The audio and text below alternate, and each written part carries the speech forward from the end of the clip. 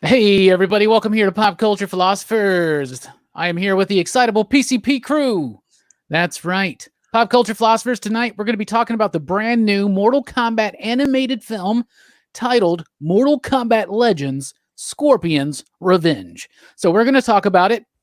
We may be given some spoilers, but I'm going to be honest with you. If you played any of the Mortal Kombat games, you already know what happens. So we're going to be chatting all that stuff. If you've watched it, join into the chat. Let us know what you think, and we're going to have a nice, fun discussion. And then afterwards, we're probably just going to BS around for a while and do a little bit of show and tell, because I got some excitement. Some fantastic things to show for show and tell. So I'm very, very excited. Very excited to be here. I, of course, am Rockin Robbie Billups. Next to me is Jay Strick. What's up, buddy? What up? Below him is Jelani, the Jelangsta Gangsta Bullard. What's up? Sometimes they call him the Rev. They call me a lot of things. Yes, they do. Yes, they do. And then, of course, we got the Mario man himself, Brooks. What's up, buddy? Right. So we're talking about Mortal Kombat Legends, Scorpion's Revenge. First of all, let me tell you what I think about the movie. I think the movie is okay. I think it's decent. I think it's got some really badass parts. It's violent. I like the brutality of it. I like the gore and gruesomeness of it. It's a little cheesy at times. It's odd to me, the titling of this film, because when I first started watching this movie, I thought that this was going to be a movie about Scorpion, right? Just all about Scorpion. And it's like half about Scorpion. Like and then half the first movie and half a Scorpion story. Yeah, half is the Scorpion story, half is the normal Mortal Kombat story, focused on Liu Kang and Johnny Cage and Sonya Blade and Raiden going up, fighting Goro and Shang Tsung. It's all there. Jax gets his arms ripped off, Kano's there, all that stuff, right? Definitely seems like setup, and I think that's cool. I would like to see. However, it's so weird because these two movies, they don't work together. It's so weird. Either give me a movie just on Scorpion or do a full-out Mortal Kombat adaptation and like give me a series, like an animated series, and then you can do an episode on Scorpion's backstory. You can do an episode on all the different ones. At least it's really weird. I feel like they were like, Scorpion's one of the most popular characters, so we're going to make it seem like there's something new in this movie, and there's more to it. But it's a really weird and oddly structured movie because the Scorpion stuff's all badass, right?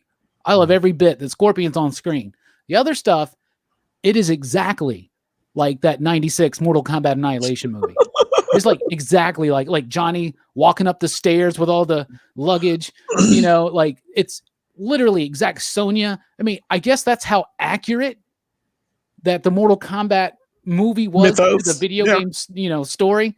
So it was really weird. I think the movie is really half badass and really half kind of okay. It's a little weird. Like, why is there so much Johnny Cage in this movie? And I appreciate Joel McHale playing Johnny Cage. I think that's awesome. I'd love to see him play Johnny Cage. Best part. I'd love to see him play Johnny Cage in real life. Yeah. But I just felt like he's muscular there. There were moments in this movie where I was like, I thought this was called Scorpion's Revenge. What's going on here? So it's weird that it's titled Mortal Kombat Legends, Scorpion's Revenge. It made me feel like it was going to be centric on Scorpion, and it kind of is. It also kind of ties them, and more importantly, to the end, But I don't know. I think the movie's pretty solid. I enjoyed it. I liked it a lot. I would rewatch it. And I do think it's better than the Mortal Kombat movie. I think it's slightly better. Not saying much though. But yeah, it's not. But it's Reptile goes out like a wuss. Didn't like that. Well, I was just saying Reptile. We don't know if that was me, this. Reptile. Y'all talked at the same time. I could not. It was like, what? Sorry. Apparently I said something. So I think it's okay. I think if you're a Mortal Kombat fan, it's definitely a must watch. Sure. If you're an animated fan who likes brutal fights and lots of gore, lots of slicing of body parts off, and lots of you see people you see every single bit of them. You know what I'm saying? Popping out of skulls. Yeah, I love the gore factor of it. It was really fun. It was exhilarating. But then there are moments where I was just like, hey, I'm so bored. Why are we on Johnny Cage and Sonya? I don't understand. This movie's supposed to be about Scorpion. And it didn't feel like it kind of went all in on it. It was really weird to me, and I'm sure we'll talk about this more when we get to the structure. But in quick, what do you think about Jelani? I mean, I liked it. It's entertaining. The gore and the violence, the visceralness of all of it. I mean, it was perfect. for me as far as the way they did the X-ray version, just like they do in the game, of punching someone and you see, the bones break and all that stuff. Oh, I love that part. I love Scorpion's backstory. I love Scorpion in this movie.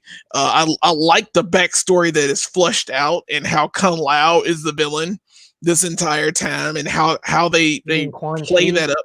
Oh, Quan Chi. Why does I keep Kung Lao? I can always keep thinking of Kung Lao. Hopefully it'll be in the next movie. But yeah, Quan Chi being the what is he, like the supervisor of the underworld of something like that. Yeah, the regent or something.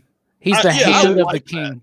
Assistant regional manager. He's the vice president, I guess. The assistant to the regional manager. Right. He's the one that Karen has to speak to first before she goes higher up. Understood. So, I mean, I like that. I love Joel McHale as Johnny Cage. It was like he was just as cheesy as I thought he would be in this film. And he was, to me, like the best part. I don't know why. And I love Scorpion. Scorpion was great. But like everything that he said, I liked. And I didn't know who that voice was until I saw the credits. And I was like, that was Joel McHale. I get it. So, I feel he brought the levity to all of the gore and the nonsense in the film, and it is two different films it's kind of smashed together. And I do wish this was an animated series, because I would have loved to see even a 15-minute vignette of each set of things and show some backstory so I can understand what's going on. That's fine. I mean, I guess I just wanted to get this out as soon as possible, and I think it's still kind of well made, and I like the animation. It's not too choppy or you're just blocked out like Clone Wars. I'm still trying to get used to that before I watch them, but I like the animation. I like the story as is. So I think it's a fairly decent film. Yeah, you're right. The I think the animation is solid, and the fight scenes have got they're very kinetic. There's a lot of energy there, and it just leaps off. The colors are amazing. The backgrounds on some bits, especially when they're in NetherRealm. Oh my goodness, that looks so cool. Like I want that to be like, I just want like walls, that I can just like click a button and I just change it right to like a galaxy or underwater or NetherRealm. I don't know. Yeah. Speaking of NetherRealm, Brooks, what do you think about this movie? I liked it a lot. Of course, Scorpion's my favorite MK character. So nice. I kind of saw it and I was like, yeah, I gotta get that. And I like what they did with him, showing him as his human self, Hanzo, and showing that he was also a badass before he died. I like that he just kind of tears himself out of his hell torture thing and beats the shit out of the demon that was torturing him. Yeah, that was freaking brutal. Why not, right? Yeah. He just goes for Quan Chi's throat. Yeah. Yeah, and I actually kind of liked. I liked the other stuff too. Kind of. I liked the Liu Kang, Johnny Cage, Sonya stuff. Not as much. But I thought, it was a nice way to kind of, like throw in the Mortal Kombat story with, Scorpion's backstory. Yeah.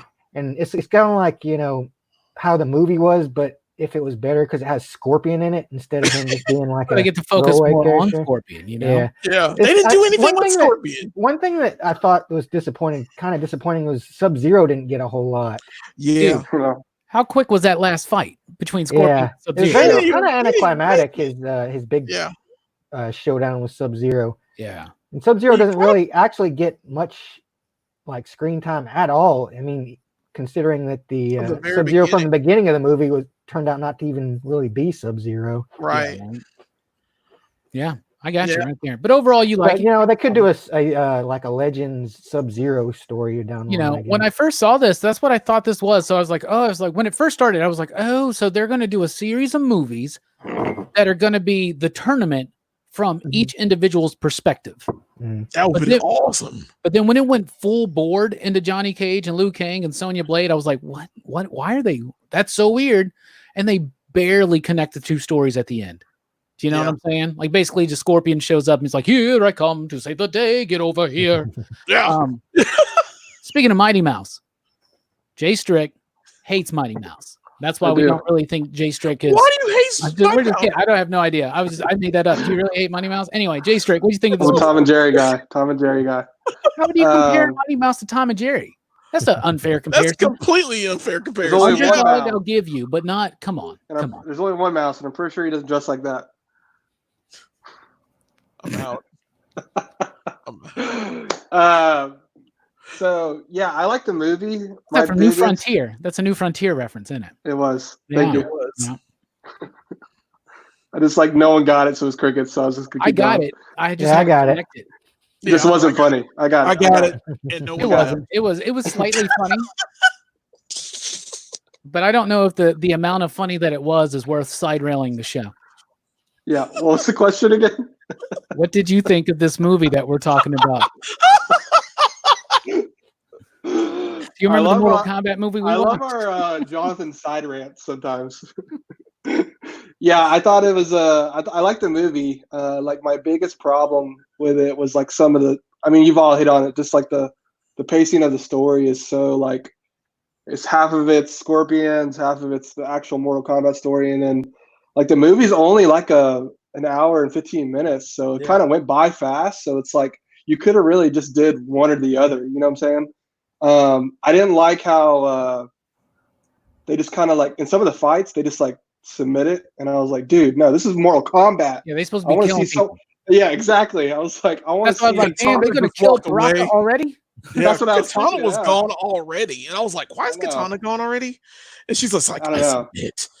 Yeah, that was weird. So, yeah, I'm a big Johnny Cage fan. Like from the video games, that was always my main character, and then like the movies. First one, he's awesome. Second one, he gets murked in the first 2 seconds of the movie. Super. Robbie's happy about that. I love it. No, my favorite part of both those movies is the beginning of Annihilation. That dude gets taken out so quickly. He's like Drew Barrymore in Scream, dude. I love it. He really is. I hate Johnny Cage. It made it that much better for me that it was Joel McHale because I love that guy, and so I enjoyed the Johnny Cage stuff. I liked the Liu Kang, like when he was fighting. It made his noises like from the video games. Yeah. What? I can't get my voice that high. I like that he did the bicycle kick. They had the moves in there and stuff. Yeah.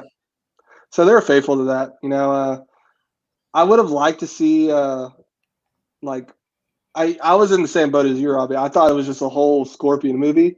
Yeah. So the fact that they started flashing back and forth, so it is what it is. I thought it was fun for what it was, for sure. Yeah, I enjoyed watching it, and I wouldn't take that back. I think it's a fun thing to watch. And like you said, it's only an hour and 15 or so it goes by quick. It's a similar, there's not much to that story. There's not much to those characters and their motivations to get there. So, I mean, they did portray that accurately, and what they really did flesh out was the Scorpion stuff, which a lot of that is stuff that you found out later on in the lore of the games, right? Right, Brooks? Yeah. The first game was very kind of vague, and like a lot of the story points from the first game got changed later on. Like Raiden used to be, he wasn't like a protector of Earthrealm. He was just a bored god who entered the tournament. Yeah, right. So and he doesn't fight in this movie, which he said. But yeah. I mean, I haven't been actually kept up with a lot of the more recent one. Like Mortal Kombat 9 was the last one I really played. Yeah, which was actually a good one to play because it kind of does throw has a story mode that combines like all the lore kind of into a newer story. Yeah. So well, most of the lore came from what, like the movie and the animated series and the comic book and the endings to the characters, the games. Yeah. Same thing with Street Fighter, right? You can piece that together. It's very little bit. You got a little bit of information. There's so much you can flesh out. And they did that with Scorpion, and I really liked it. But why focus so much on the main three? I mean, that's the trinity, the good guy heroic trinity of Mortal Kombat is Sonya, Liu, and Johnny. Yeah. So I get that they're in there, but then why not just do this is what I would like. Their own movies. I would like to have an animated series. I think an animated series would be better than this. Like a series of animated movies is cool, but just focus on those characters and you only need the characters that are going to be encircled. You know what I'm saying? Like, tell us the story of the tournament through Scorpion's eyes. Tell us like the hidden motive of him trying to steal this key, and tell us about his backstory and tie it all in. And then, let's see Liu Kang and let's see let's see Johnny Cage and let's see them, but let's just see them in an auxiliary role, right? Not like right in. They straight up move from a Scorpion movie to the typical Mortal Kombat movie, and they're literally doing the movie, like literally, pretty much. And Reptile goes out way too easy, you know. Honestly, I you're didn't so even know. hurt by that, aren't you? I'm just be straight honest. I guess I just must have like been looking down because I don't even remember Reptile in the movie. That's who Sonya fights. He's like spitting all the acid at her. You mess with the blade, you get cut. Yeah, that was he murked pretty fast. But I did enjoy the movie. I thought it was solid that way. What exactly? I mean, Jelani, you agree with us about the structure of it? It's like two movies smashed in one. It doesn't quite work. I think a lot of people are doing this now. I think they need to get like all of it in the same movie because they don't know A, if they're going to have another one, or B, they're going to set up sequels. So they got to do a little bit of both. We can't really, have a straightforward film anymore. It was, and I guess they would have thought, hey, Scorpion's kind of boring. Let's see if they can put all the favorite characters in there. I'm like, no. Give me a Scorpion movie, then give me a Sub-Zero movie. Yeah. Give me a Liu Kang movie, just so I can see. You're right. I want to see them in separate areas, and then all of a sudden it's like a big Avengers movie, and I want that now because that's how you set them up for me. It brings me pieces to a puzzle, and I like that. But this was kind of mashed together. It reminded me a lot, and I hate to say this, it reminds me a lot of that Killing Joke DC movie where it's one half of nonsense and the other half is actual story, and then you're just sitting there like, why did you put that other half in there? But I mean, I'm rolling with it. This is better because I'm rolling with it, and this at least made more sense, that it was here to explain Scorpion being there, the Scorpion's revenge, and it shows Scorpion's backstory. You show how he gets to the tournament and how he's apparently the Wolverine, like John says. But it does its job. It just nowadays they just want to smash everything together and then wait for a sequel. That's what we do now. It feels disjointed because, like, okay, so now you get the idea that when they do the sequel, it's basically the story of Mortal Kombat 2, right? Mm-hmm. So, but will it be Mortal Kombat Legends Sub-Zero? And now they'll probably do it like the that's his brother, younger Sub-Zero. Younger Sub-Zero is in that one.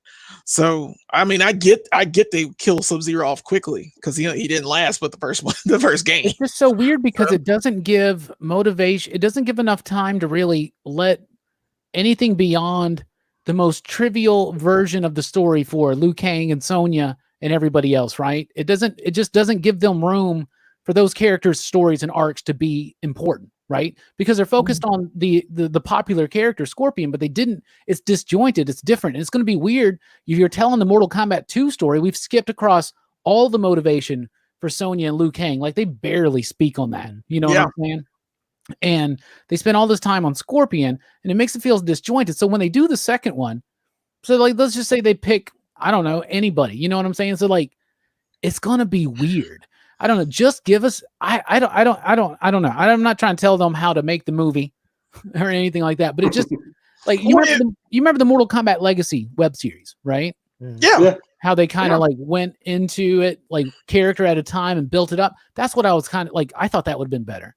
Let's build up to, and it ends with Scorpion getting to the tournament. Right. Right.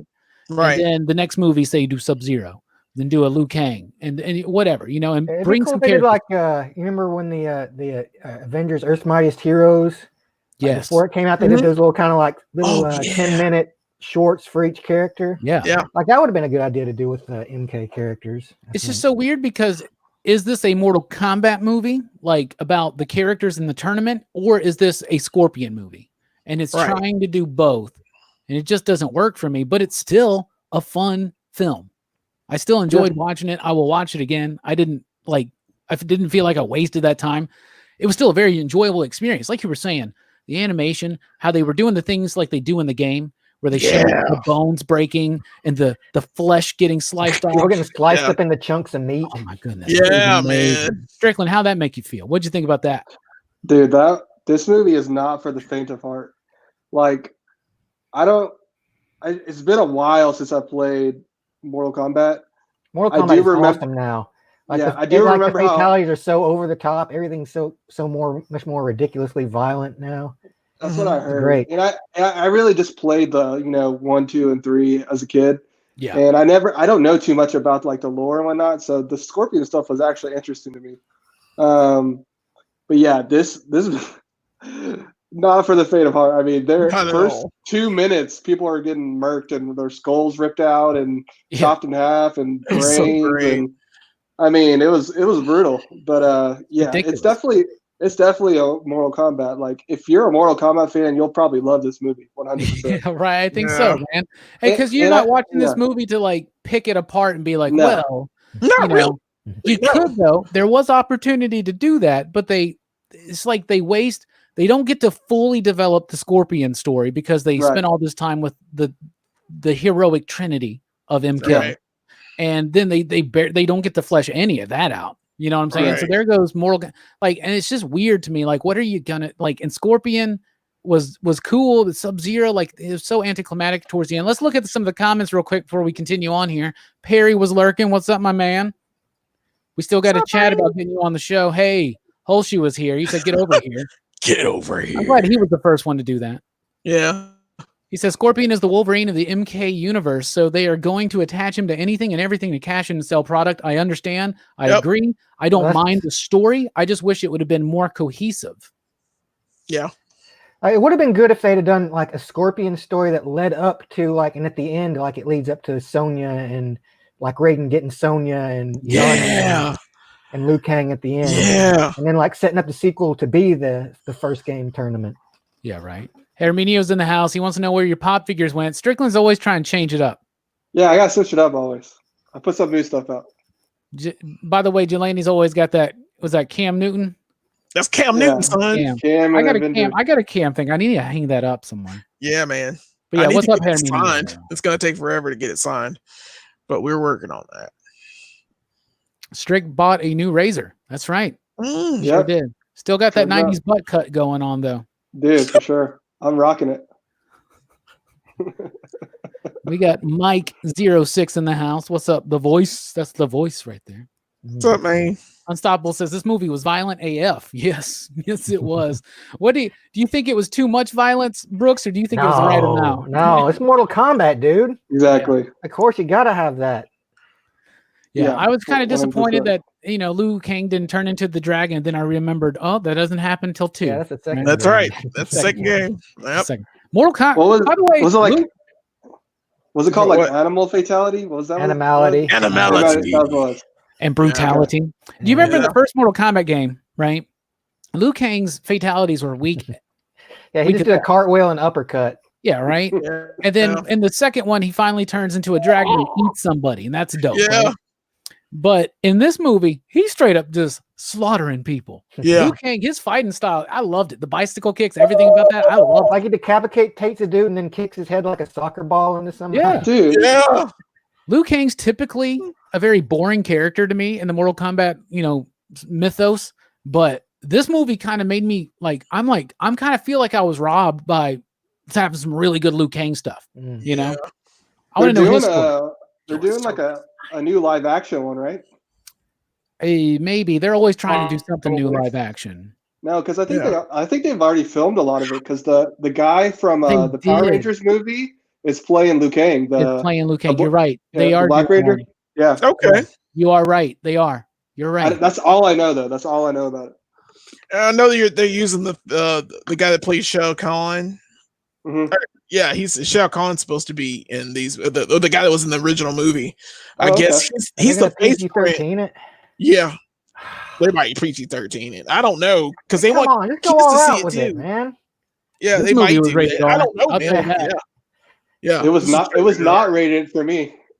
Yeah. Jeez, that thing was nuts. Yeah.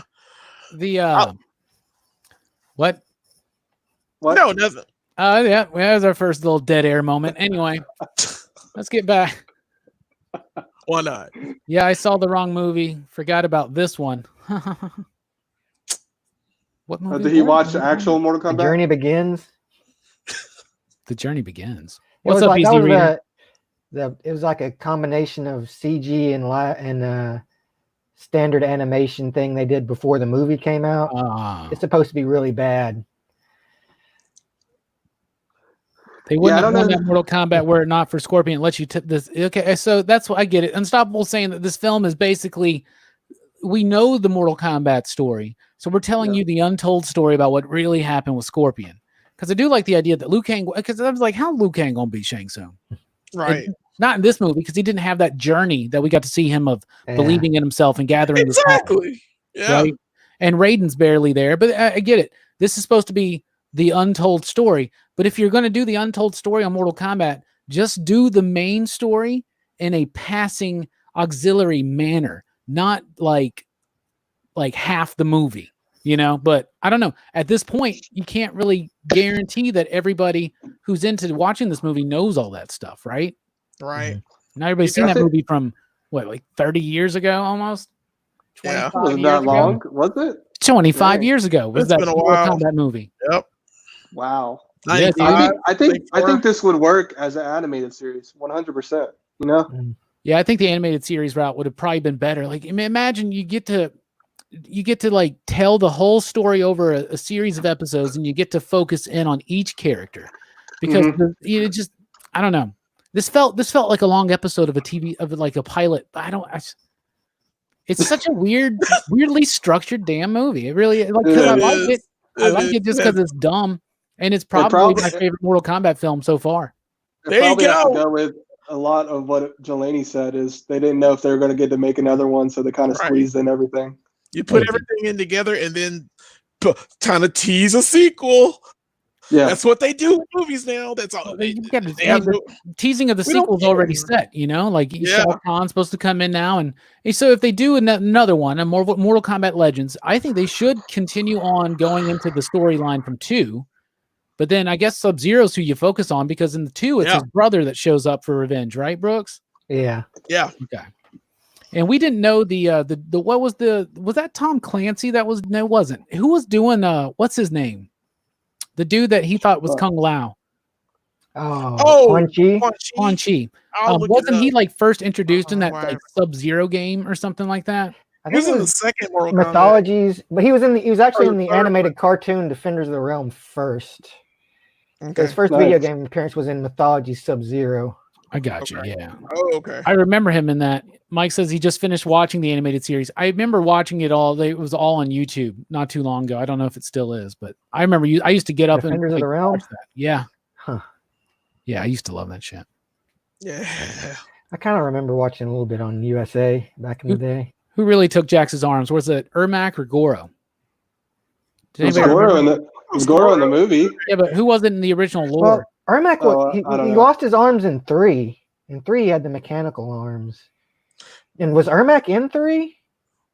Because I don't think Ermac came until like a game or so after that. I can't remember. I don't know. Darren DePaul like trilogy. Ermac was in 3, right? He was just he was the red one, right? He was like the red. Yeah, he was in 3. I remember that. He's in 3. He was. He's in 3. Yeah, it may have been in. Oh, is he in 3? Yeah, he's first appearance, Ultimate Mortal Kombat 3. He's in the Ultimate, which is there is no other MK3 except for Ultimate Mortal Kombat 3. Can we just be honest? Can we just be honest? True.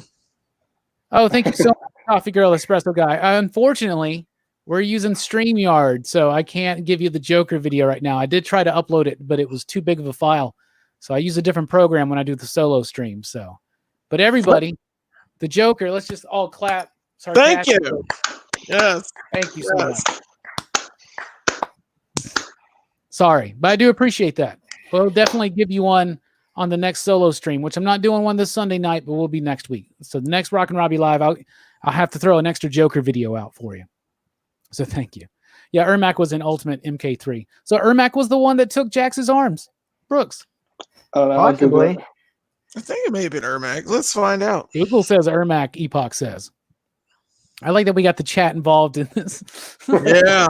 Doing this typical research that we need. Hell yeah. But, yeah, Darren DePaul is Quan Chi. So I don't know who that guy is. He sounds like Tom Clancy at times, doesn't he? Yeah, he does. Not Tom Clancy. Clancy Brown. Clancy Yeah, Brown. I Who was always the do voice that. of Luther. Raiden in Defenders of the Realm. He was in Defenders of the Realm. Yeah, he was Raiden. Oh, dude. The guy that played Raiden in this one almost sounds like Liam Neeson.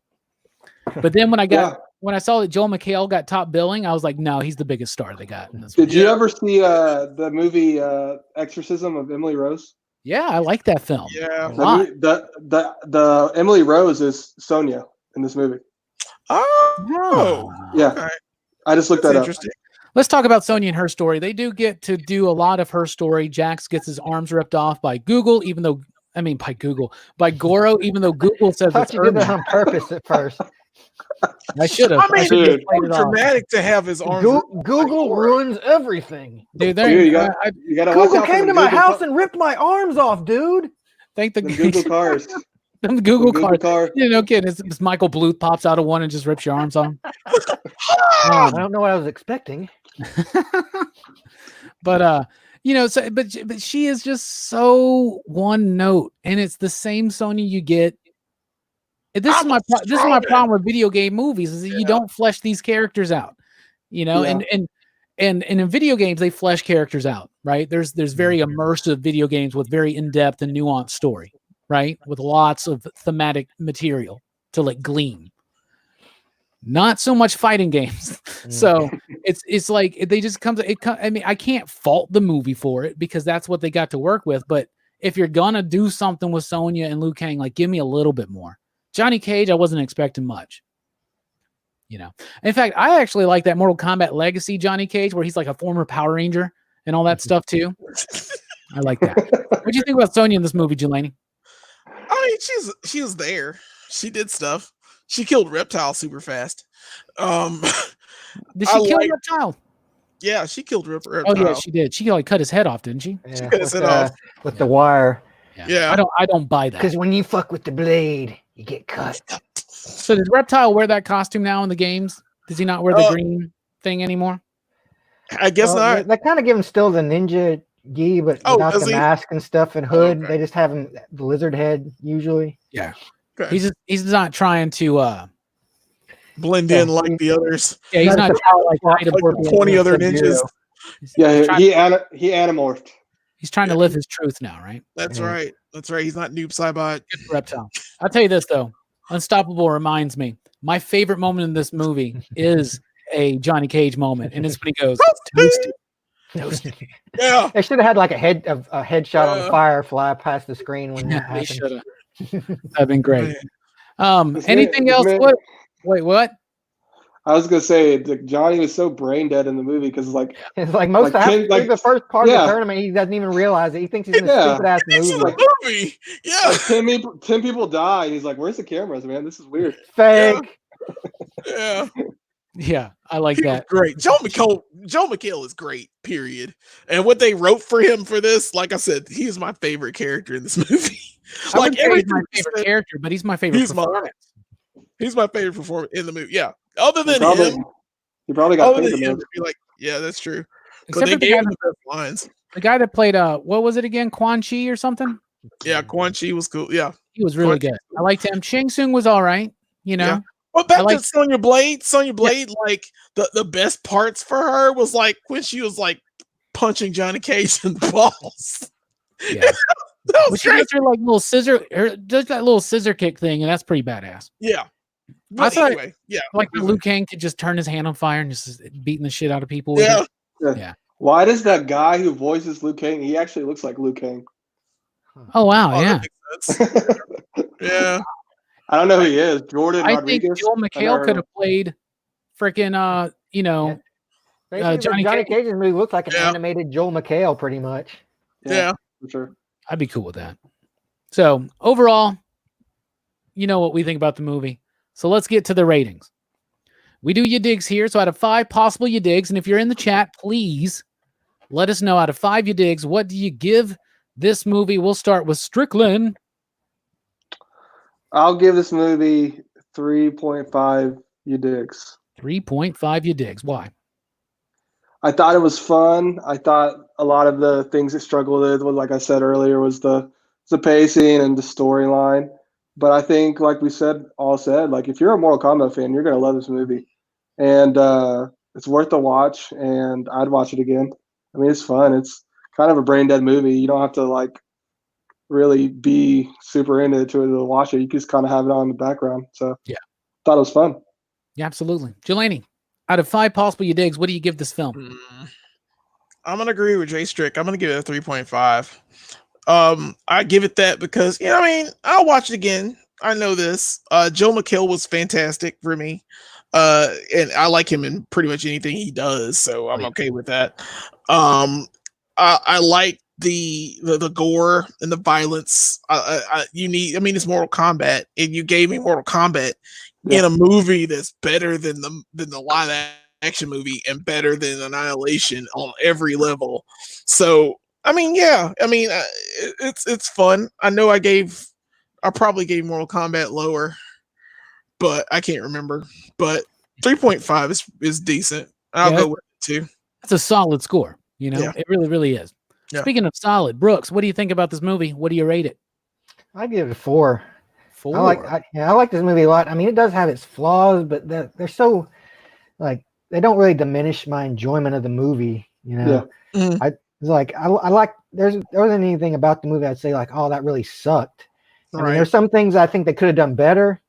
Yeah. But like overall, I think it's a good start. Like, and I hope they do more of them.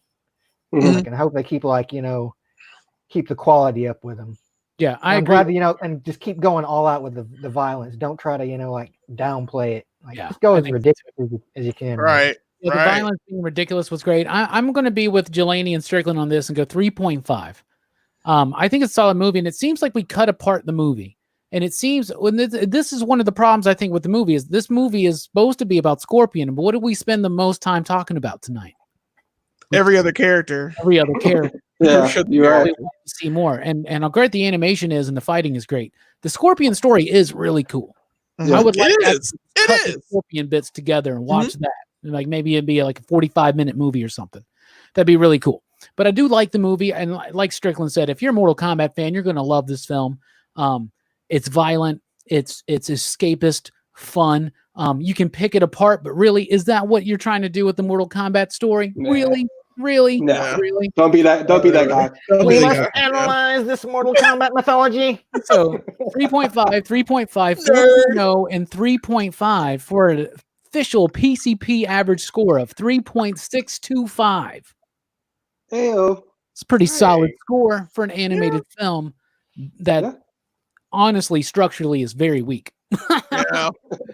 So that's what we thought about it. What do you think about it? Let us know in the comments right now. Herminio says, I didn't see it, but it's Mortal Kombat, so it's an automatic 5, you digs. Good job, Herminio. Most hardcore Mortal Kombat fans will like this. Like, I think Jim's going to love this film. Yeah. I want to know what I got to message him and see what he thought. But it's pretty fun, and I like it. So that's what we thought about. Boom. Somehow we stretched that into like 40 minutes talking about that Scorpion movie. And now we're going to think of this as a free PCP After Hours. We're going to chat for a little bit, do a little bit of show and tell later on. So we can continue talking about Mortal Kombat. We may have more thoughts on that, but we're also at this point now just going to be talking about whatever the hell we want and whatever you want. So please get your comments in, your questions and all that stuff. And yes, Coffee Girl, Espresso Guy, we'll get that Joker video on the next Rockin Robbie Live. So how y'all been? Pretty good, man. What is this Joker review? What is this Joker review? The Joker You're doing the joke. You're doing Joker review. So you remember when I got the Joker van? Right. The PCP Army funded that with super chats, right? Mm-hmm. And so I put together that it's the GIF of Heath Ledger clapping in the jail, right? Nice. And then I just put like the Joker van on it, and it's got this doofy music on it, like boom, boom, boom, boom, boom, boom, right? It's ridiculous. I think it annoys half of our audience, and I think it really elevates half of our audience. You know what I'm saying? So every time it became a thing, and now every time, here we go. Herminio's the biggest fan of it, and every time I get a super chat, usually on my Rockin Robbie Live, I'll play the video. Those are Joker cards. Oh, I see it now. Yeah, I get it. I get people it. keep putting like squares and stuff, and I'm like, what is that? Yeah, that's it right there. That. Play the music. Turn it up. I saw that, but I was like, yeah, it's playing. There you go. Yeah. So that's it. Awesome. I mean, it's That's like fantastic. it's like one of the most serious scenes in Dark Knight too. So it's kind of classic. Yeah, it's pretty decent. I need to rewatch those movies, by the way. Yeah, it's time. It's been a while. I haven't watched them in like a couple years now, I think. Yeah, it's been a minute. Yeah, it's been a while. Unstoppable says, didn't like the way Quan Chi openly revealed his deceit to Scorpion. Seemed like lazy writing. It was just casual. Yeah. It really was. Yeah, it's kind of the only way he's gonna find it out was the me. truth, though. Is he's just like, oh well, you're dead, so I'm just gonna reveal my evil plan to you. You okay? It was I that killed your family. Surprise! It's kind of stupid of him because he knows how tough Scorpion is. So like, he should have assumed like that guy is going to like. After telling him this, he's probably gonna get pissed off, pull himself off the stalactite, and come and try to kill me. Yeah. I can't believe we made it through that whole thing. We didn't really talk that much about Scorpion at all. Like, so let's just do it then. Like Scorpion. So Scorpion dies, so he can just kill demons and shit. Like anybody could do that if they're that badass. Is that the idea? Yeah. But I also, think it has something to do with feel probably like- willpower, because the whole thing is willpower. You know how he's talking about the What's he, Scorpion. a in the fucking earlier- Green Lantern? What do you mean willpower? Well, that's what he It's said. what he says in Why the the beginning. Scorpion is like so feared Yeah. is because he has the willpower Yeah. to just keep going when and hope. it should give up. How really dumb was that moment too, where he's like, "Hanso's dead. Call me Scorpion." Yeah, Really dumb, Yeah. Scorpion. surprise. Yeah, Dude, why did they cut the whole scene out where like he breaks out and he's gonna face the army of demons? You know what I'm saying? That would have been I know, right? badass to see. yeah. That'd be awesome. They didn't really get into either, like how, I guess Quan Chi gave him those powers, right? Obviously, but like, Yeah, how they did he just get kinda that thing skipped in it. his hand? Like, I don't know.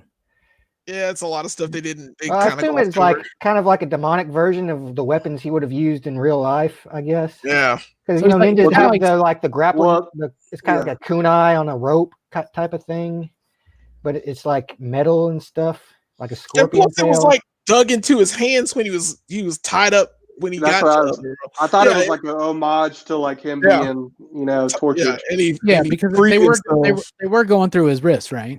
When he was like, Right. It's like the Yeah. sickles or whatever. yeah. Yeah, Okay.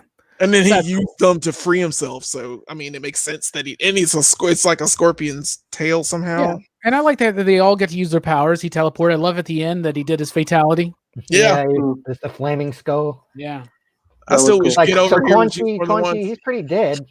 Yeah, I'm sure. I assume they'll bring him back somehow. All he's got to do is go to hell and start like tearing ass.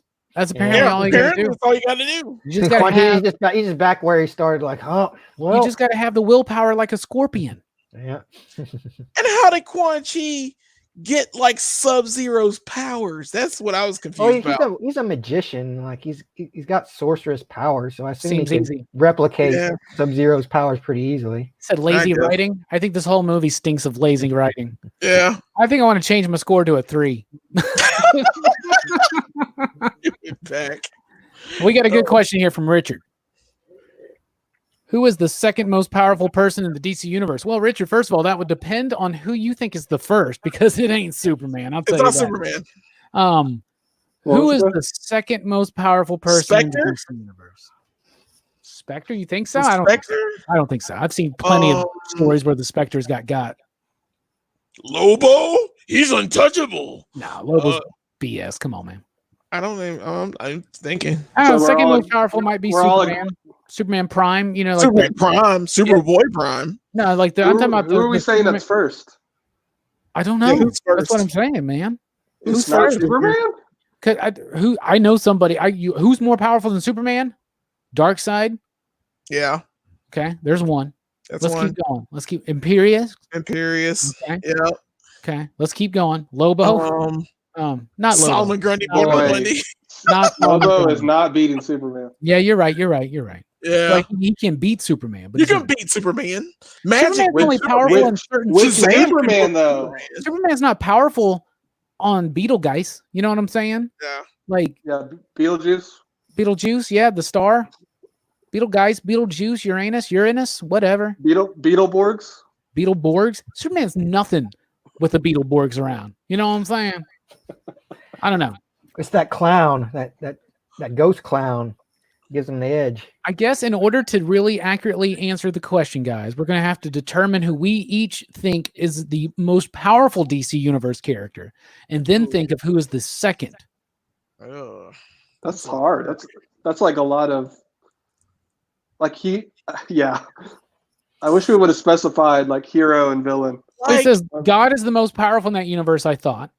So I guess I goes to the second. Okay, that makes sense. Because we were talking the presence. The presence, yeah, that is a thing. It's straight up, yeah. Because he makes the Spectre. That's DC continuity. Yeah, it's not. That's why you said the Spectre. It's not Spectre. It's second. How powerful is Perpetua in the grand scheme? She's pretty freaking powerful, dude. Yeah. When she hits her peak, but the problem is she has to hit that peak. I don't know if I can. Shazam? No. Dude, I don't know, man. More powerful than Shazam. Like the Wizard. Why after this Jeff Johns? It's not an Earth-based DC hero. I'll tell you that. It's not an Earth-based DC hero. It's going to be something, yeah, like Mike just said. It's like All Father, Dark Side, some kind of new god shit. You know what I'm saying? Dream. Just Dream. Any of the Endless. We got the Endless involved. Death. How about Death? Sandman. Sandman is the Dream. It's the Dream. It is the Dream. Unless you mean the guy that used to gas people. I don't think he's up there that high on the list. Right. I'll put you to sleep. Oh, I'm trying to think. Is Martian Manhunter stronger than Superman? No, you light a match. He folds. He's done. He's out. I thought they fixed that though. No. It's a lame thing to be your weakness.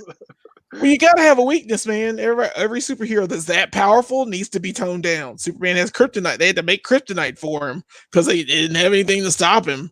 And magic has to stop him because nothing can stop him. You know what I'm saying? You can't have an all-powerful character. Oh, damn. There's a good answer right there. Yeah, I was about to say Manhattan. He's a wuss, though. You know who could be one of the most powerful? Firestorm. Firestorm could be. He's a dipshit, unfortunately. Yeah.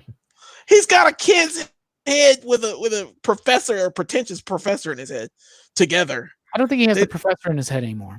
Really? Oh, then he's worse. That makes it worse. It changes all the damn time. I don't know. That makes it worse. Who cares? It's something cosmic. It's either like a new god or it's one of the Endless. Because like Darkseid ain't got shit on a member of the Endless. Darkseid is Desire. Like Desire controls Darkseid automatically. So there's one. You know what I'm saying? Despair is another Endless member that Darkseid uses. So like it can't even be a new god. It's got to be something outside of that. And if you're going as far out as the Presence being the most powerful, it's not their version of the devil because they got a few, like Neuron, for instance. It's not that at all. It's got to be. But which member of the Endless is the most powerful? What would you think, Brooks? Destiny? Probably, Death. Well, Destiny's the thing about the Endless though is they don't really affect the they're not. I wouldn't say they were powerful. They kind of go beyond that. Really, they're actual like they're not. They're personifications in a way, but they're like it's not. Yeah, it's not. Like they don't choose how they affect the world. Like Death is like it's her job. Like she goes to people who are passing over and leads them to death. Like she doesn't go out and fight like Lex Luthor or anything, Right. But if you had the idea that, for instance, she's not somebody who has the powers of death or even the job of death, she literally is death, right? Like the end of everything. Yeah, like that's why the dreaming cracks without Morpheus. That's why when Morpheus gets captured in Preludes and Nocturnes, like it kind of starts going haywire, right? Mm. He literally is Dream. That's why they call him Dream, because he's not just like got the powers of Dream. He is Dream, right? I don't know. It's really weird. I wish we had Neil Gaiman available. Someone give him a call. We need Neil Gaiman. I think he's like 6-7 hours ahead. I don't know. Get over here, Gaiman. Get over here. The monitors are good ones. Anti-monitor. I like what Brooks was going along with Perpetua. You got the monitor, anti-monitor. You got the world, was it the Forger or whatever? What's his name? That guy. Yeah. And he's a djinn. How about this? How about Mixius Pitalik or anybody, any of the imps in the fifth dimension? Yeah, that's right. They're pretty powerful, right? Yep. How about you know what? What have they done to Mr. Pitalik? About Emperor Joker, Superboy. Why is that? Emperor Joker. Emperor Joker. He's awful. Yeah, man. See, I can't decide. Yeah, we didn't agree on anything. No. We gave some good ideas. Okay, real quick. You got to settle on an idea. If you had to pick one, alluding to the idea that the presence, right? That the presence, Lucifer stands decently in power, but not too much. It's really easy for Lucifer to get his powers taken away. But then again, I guess you could say the same thing about Dream. Yeah. Yeah, I guess you could make that argument for any of them, really. So taking the idea that the presence is the most powerful, who is the second most powerful character in the DC universe? And I like what Brooks was saying about the endless. It's like I don't know if that really counts as them being beings that have power. They literally are the power. Does that make sense? Yeah. Right. So you got to go ultra. I don't know. What do they have, like a version of eternity or something like that? It's got to be one of the, what do they call them? The quintessence. Those dudes. And then as far as those dudes, you got Highfather, but who's more powerful, Highfather or Darkseid? I guess it depends on the state of the world. They're literally gods. Yeah, they are gods. More people are in despair than seeking what Highfather would represent. Man, I feel like we went down the rabbit hole. I feel like he wanted us to shout out some answers. We're like, dude, we're philosophers here. This is what we do. Tough. Yeah, it is. It's a lot. It's a lot. There's a lot. It's a lot of DC. I mean, you can go. I mean, the Anti-Monitor literally was ending the multiverse, man. Yeah. You know what I'm saying? He was crushing it. Yeah. Yeah. So, I mean, he could be the most powerful. He could be the second most powerful. Yeah. If we want to take the idea of the presence. Darkseid even backed out of that fight. Yeah. Okay. So you had the idea of the presence being maybe not the creator, but definitely the perpetuating factor of the DC universe, right? Mm-hmm. And then the being that could completely wipe that out, that's the Anti-Monitor. So I'm going Anti-Monitor. What about you guys? Yeah, I agree. I can agree with that. Because, I mean, he did. He crushed worlds, destroyed universes. Yeah. It doesn't get any deeper than that. Me and Jelani we dived deep into Crisis. We did Crisis. Revisited. That was some sad stuff, man. Whole worlds, man. Just sadness and pride. Watch all of it. And the DC universe will never be the same again. So who y'all saying is your one? Darkseid? The presence. Taking the idea that listen, Darkseid was like, I'm gonna sit this out. Because he didn't fight. He didn't fight the Anti-Monitor. And he knew like the universe was at stake. And he was like, screw this. I'm just gonna sit this out. And I'm like, okay, yeah, it's Anti-Monitor. I would definitely go with him. See, I need to read all that. I haven't read all that. Crisis is a beast, man. You haven't read Crisis? That's essential. That's essential reading. I've read Final Crisis. That's one of them. He still got to do the hell out of you. Crisis is the first one, right? Crisis on Infinite Earth. Yeah. 1985.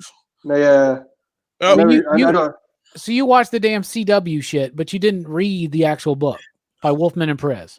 First of all, I watched like the first 2 seasons of The Flash. I get that you haven't had a lot of time lately. So dude, I just read like spoiler alert, Green Arrow dies. 70 issues of The Flash to catch up. Oh, did you really? That book is amazing. Yeah, Josh Williamson's ending his run. They just announced it. That is a bummer. I just read like 70 issues to catch up. Well, he's been on there for 4 years, man. I know. It seems like, I mean, was the 5G stuff going to reboot the 5G stuff? I don't think it's happening anymore. So it seems like they're going to reboot soon, though. Don't you think? What? It seems like they're going to reboot soon, though. They're not going to reboot. What they're doing is they basically shaked out the universe the way they want it, and to seal the cracks is going to be death metal. Death metal is going to tie everything together, allegedly, from New 52 and Flashpoint and the Doomsday Clock stuff and all this other stuff with Perpetua. It's all going to start. Allegedly, Snyder's wanting to make it so that everything matters. And there you go. So 5G is no longer going to be happening the way it is. And we kind of know this because James Tynion was originally going to write Batman to issue 100. And then John Ridley was going to come on possibly to write a new Batman being Luke Fox, right? They were going to do basically what Marvel did. And what they were going to do is they were going to skip ahead a few years and have Batman and Superman be older now. They were setting up Jonathan Kent to be the new Superman. They were setting up other characters possibly to be the new legacy versions of those characters. And that's what 5G was going to do. Oh, and they stopped that because that was Dan DiDio. That was the Dio. He got fired. He butted heads with people over this. There was very negative fan reaction because they felt like maybe this would be. That makes sense. I love legacy characters, and I can't be against legacy characters because Hal Jordan's my favorite Green Lantern. And without legacy characters, I mean, Hal Jordan's a reboot. He's a remake. You know, Barry Allen's a reboot of a character. Yep. So I get the Miles Morales. I wouldn't trade him as Spider-Man for anybody. You know what I'm saying? Kyle Rayner is a Green Lantern. Guy Gardner, even John Stewart. These are great characters we never would have had if we were always scared to like do a legacy character or something.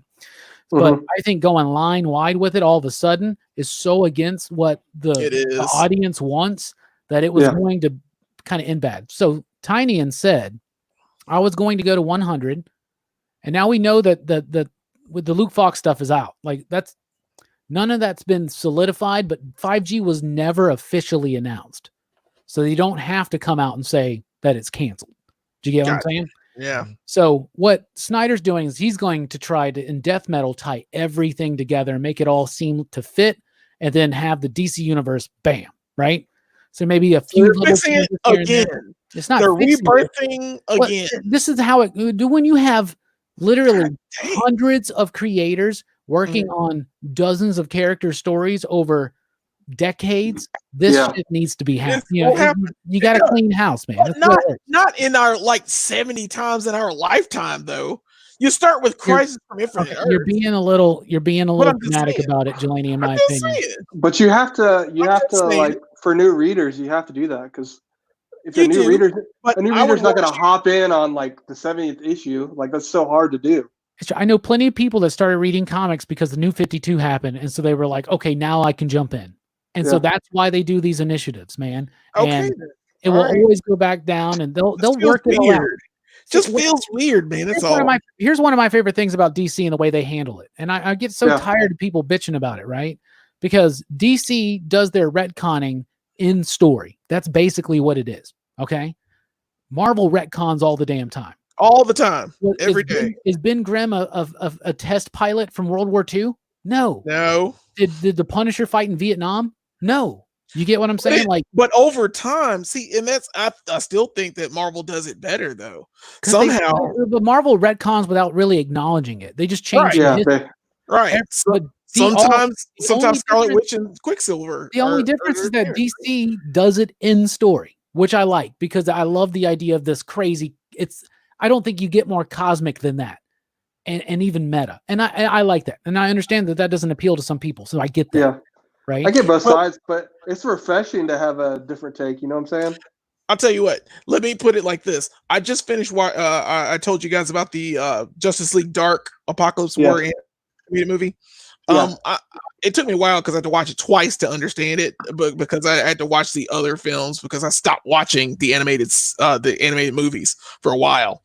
But when I finally watched them all and then watched this movie again, I get it. The DC universe is all about rebirth, about change. It is, and it has its moments where, and I see in that movie how they wrap up the New 52 universe. They wrap it up like almost perfect. Yeah. Like it's sad, it's melancholy. Like people you thought would never get their butts whooped gets killed like that, and it takes you back a little bit because I watch these characters and I kind of like these characters, and they built this whole universe over Flashpoint and how they fall so quickly. Because I like Flashpoint, but basically this is like another Flashpoint where something else happens. See, and there's a it's good. Yeah.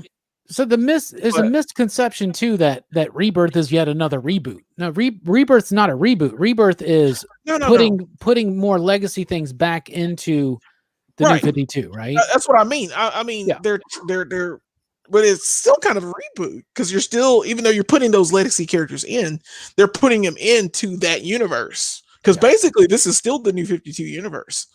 You know what I'm saying? And you're putting those legacy characters in it. Yeah. To work with it. And I get it.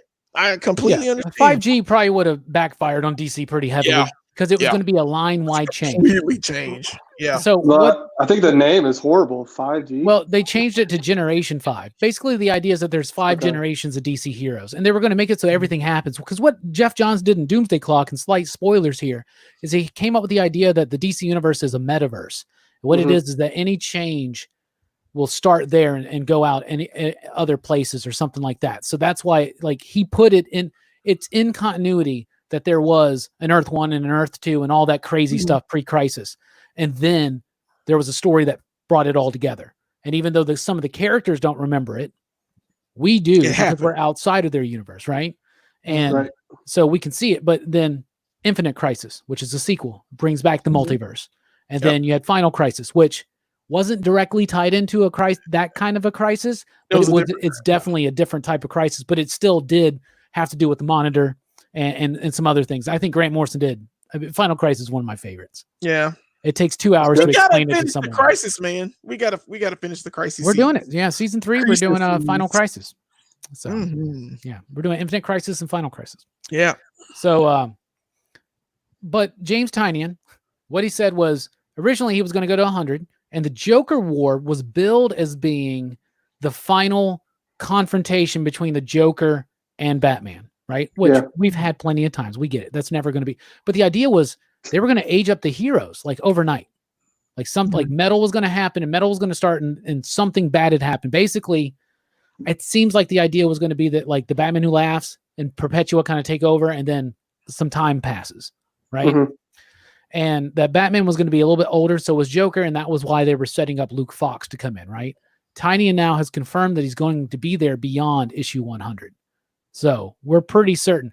What may happen, though, because also when the pandemic started and the shutdowns happened at Diamond, right?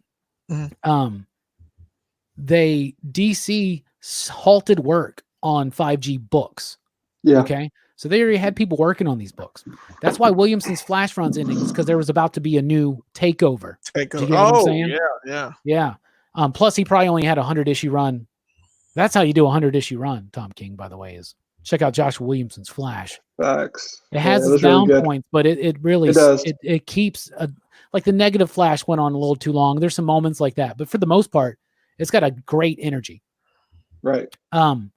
So I think what will happen now is that there's a possibility that the 5th generation 5G, whatever you want to call it, Generation 5, will maybe happen as a series of miniseries or a separate imprint, being like, this is the future of DC. I think that'd be the best way to do it. You can do it and still have your legacy characters still have their books. And remember, none of this has ever been a confirmed official or anything like that. So we never even know if the original plan was to do a line-wide change, but it doesn't. It does definitely seem it's very close. You put all the clues together. That's what they were going to do. That changed when Didio went off.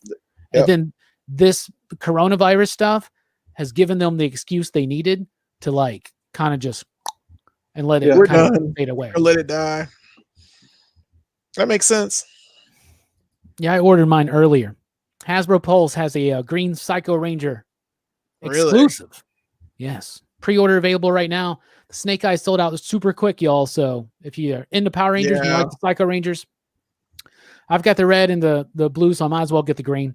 Those are some of the best Ranger costumes out there, the Psycho Rangers. They're pretty cool. Best villain looking characters. Yeah. Oh, they look great, dude. Yeah. Did you see the Morpher? No, I saw the Dragon Dagger. I didn't see a Morpher. They revealed a Morpher? Yeah, it's like it kind of sits on like a, man, I don't know how to describe it. It's not like the Power Rangers dome or whatever, but it kind of sits in it, and then all the coins are around it. It's pretty cool looking. See, what I like about the Lightning Collection versus the Legacy Collection is that they come with stands. Yeah. Yeah. Like the White We Ranger need helmet looks stands. so good on that. The We Dragon always Dagger's need got his stands. stand. Yeah. Yeah, everything should come with a stand, at least to put on. Yeah, it's true. I don't know No, why I they agree. don't do that. I don't know why they do that. Brooks is the thumbnail. Now, see, what you don't realize is that Brooks is just a computer simulation down there. Beep boop. I'm like the evolution of Max Headroom. I like it. Herminio says Flash has been my favorite DC book for a while, and I was never a Flash guy. Flash has been great. It's been really good stuff. Okay. Yeah. Like Barry Allen Flash. Yeah. Yeah. It's good. Flash has Man. been solid since Rebirth started. Yeah. Yeah. No, I know that. I just, I thought it changed it by now, or something else had Yeah. happened. Okay, that's awesome. I ask because I don't know about DC anymore. I need to get back on Yeah, those. you're just reading the just X-Men X-Men books, right now. Yeah, Gotta get back on it, man. I'll get back on it. I'm slowly. Great time. I'm It's a great getting time back for in there. comics. Yeah, I hear. I know that a lot of X-Men books have come out in the last 2 months to stop you from trying out other things, Jelani. So I understand. Okay, I don't read 7,500 books like you do, sir. I don't read 7,500 books. Look, I'm currently reading while we're doing this cast. Yes, I Yeah, understand. right. I'm reading right now. I'm reading right now. Yeah. I'm like Dr. Manhattan. I've split, and there's another guy in there. There's another guy in there watching Drag Race with Alicia. There's another guy cooking noodles. I knew it. I Yep. knew it. Yep. But I'm getting there. Slowly but surely. Slowly but surely.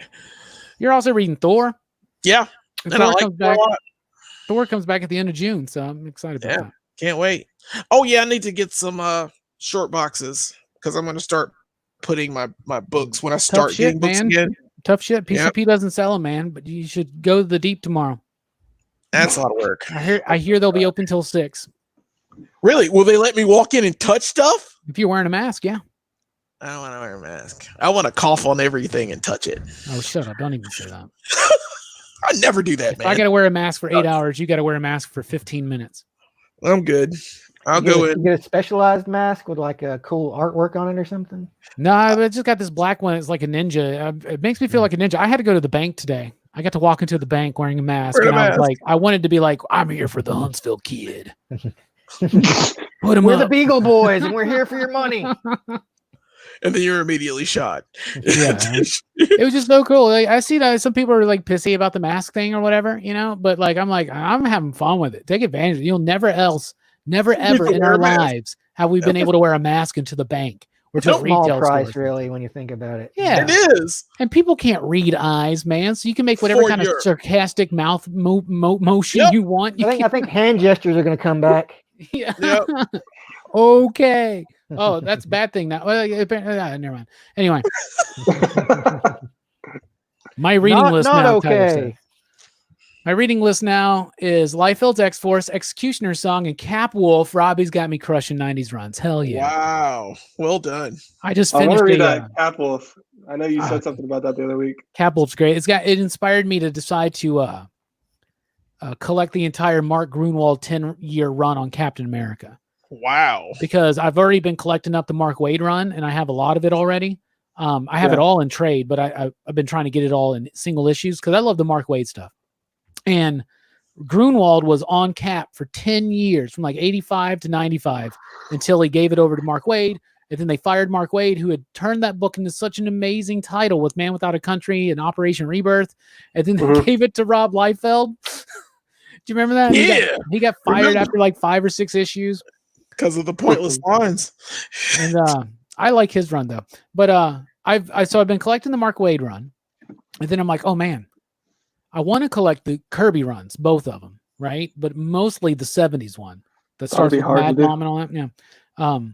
Yeah. But then it's got me going, I want the Mark Grunwald run, which is very easy to get, except for 2 issues, which are the first appearances of Crossbones. Oh man. But luckily, guess what came in the shop this week? Wow. Is it really? Yeah. The perks The of universe going to work in the provides, Walmart. man. The universe provides, man. Dude, man, I've seen those posts. Ed's been posting them in some awesome books, man. He has. We have Those time to go. I didn't know he had those. What's crazy is I say it came in this week. It just means that we've had time to start going through the stuff that we bought like months ago. That's crazy. We're like, That's oh awesome. man, look at this. There's been some good stuff though, right? I have the Capwolf books though. I did buy those. So if you want to borrow them, Strickland. Okay, for sure. Just holler at me. I need to. You gave me the trades to read Metal, but I left them at the Deep when everything happened, and so I haven't been back there much since. Oh yeah, so I need to get caught up to read Metal. Metal. Yeah, because that's going to be a big one this summer. Yeah, I'm about to do a big Snyder Justice League reread because I just finished a Madman reread. I read all Madman, and that was fun. And then I got an idea for another show that I plan on, but I'm not ready to announce it yet. I want like 5 episodes ready until I even launch. What? So there you go. That's good stuff. Are you still at that Kinko's? No, I'm at the Office Depot. Yeah, the Office Depot. Yeah, they still open? I don't think they're still open. I don't think Kinko's is even a thing anymore, is it? It used to be where that Quiznos was. It's like a FedEx Kinko's now or something, isn't it? Yeah, it's a FedEx Kinko's. But I don't think they really call it Kinko's anymore either. I mean, they bought out by FedEx. Yeah.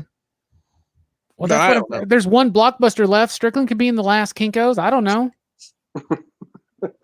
You never know. Hey, what's the movie? Is the baseball next week?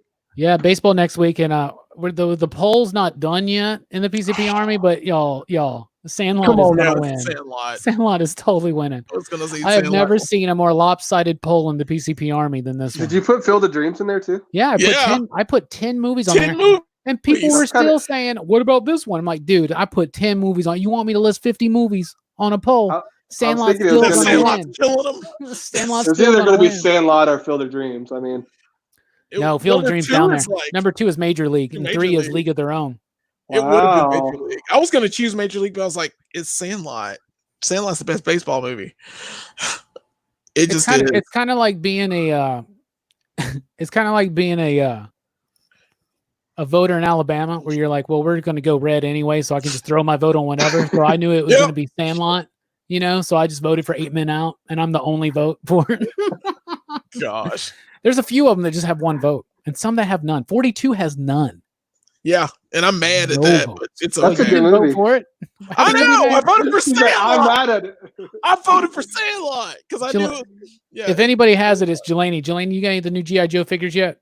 Not at all. Can't find them.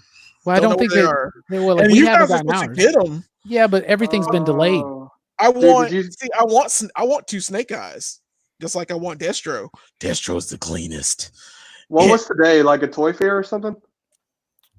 It was a Fan Friday or something for Hasbro. Because I just saw a bunch of crap. Did you see the? We're going out tomorrow to look for figures. So the Marvel Retro Mysterio. Yeah, I saw all the retro figures. That was beautiful. The Kingpin, the Gwen Stacy. I need them all. The Peter Parker. They look like none of the animated series, but who cares? No, but the card looks like that. The card looks like the animated Kingpin's series. Dope. Y'all, that's the best Spider-Man they've ever made. How long has it been since y'all have even thought of Revco? Revco Drugs. I forgot about Revco. And Eckerd. Kinko's is near Circuit City and Revco. Yeah. Revco is a pharmacy. Wow. Yeah. Based in Ohio. Oh, we used to have Revcos here. We had a Revco and an Eckerd.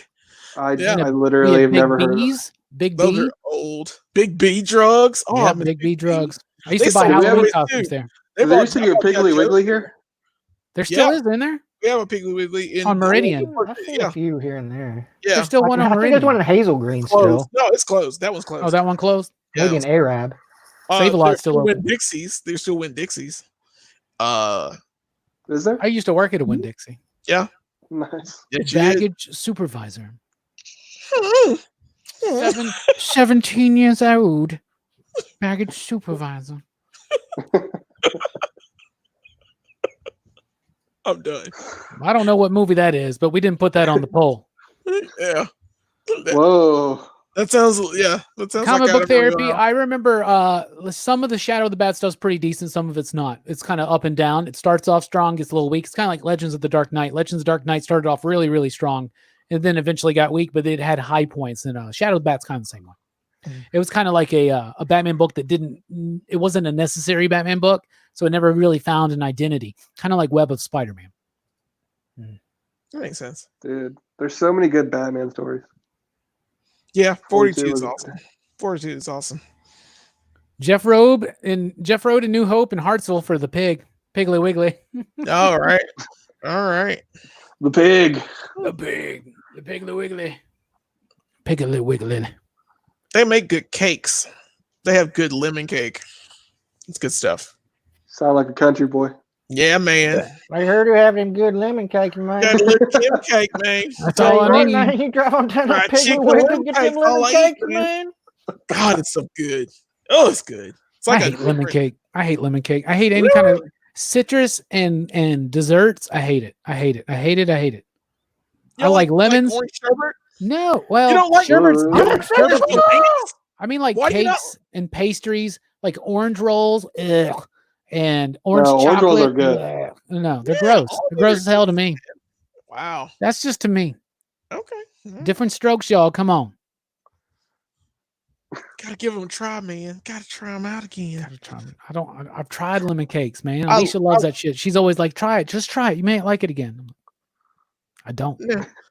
What about lemon flavored cereal? Orange flavored cereal. Would you eat that? Hell yeah. I wish they'd bring back See? OJ's.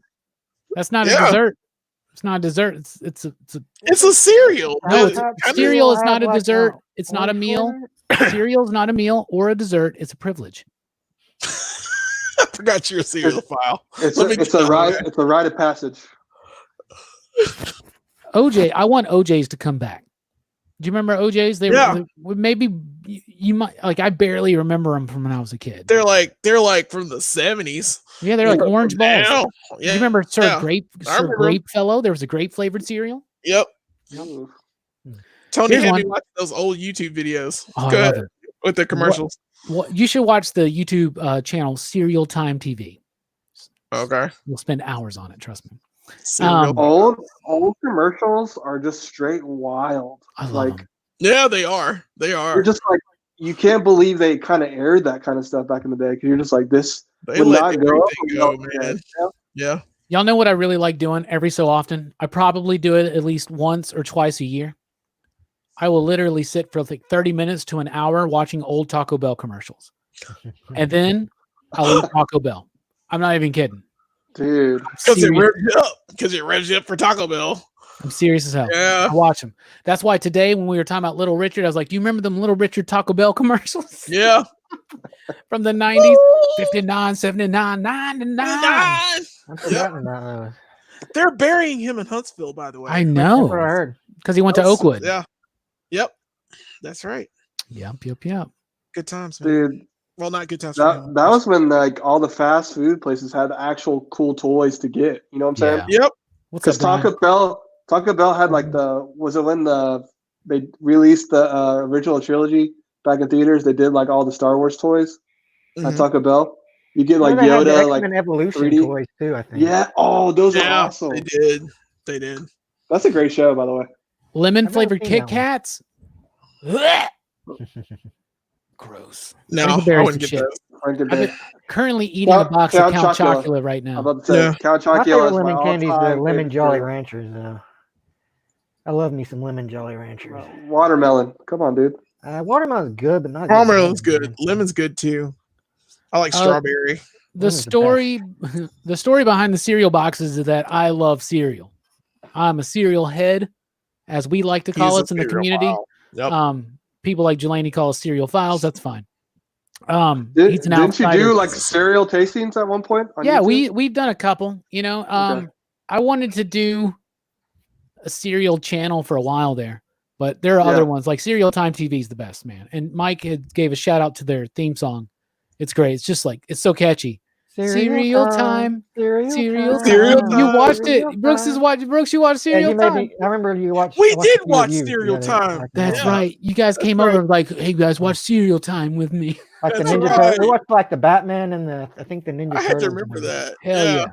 So anyway, yeah, I'm such a big fan of Serial, and Serial Time TV is run by this dude named Gabe. He's a writer in Hollywood, and he's got a great channel. And when he's active, and he's active right now, he does a video every Saturday morning, and it's usually a retrospective That's on smart. Serial. Like he'll give you like he'll do a taste test if he can. He used to taste test like 20-year-old cereal. He doesn't do that anymore. Ugh.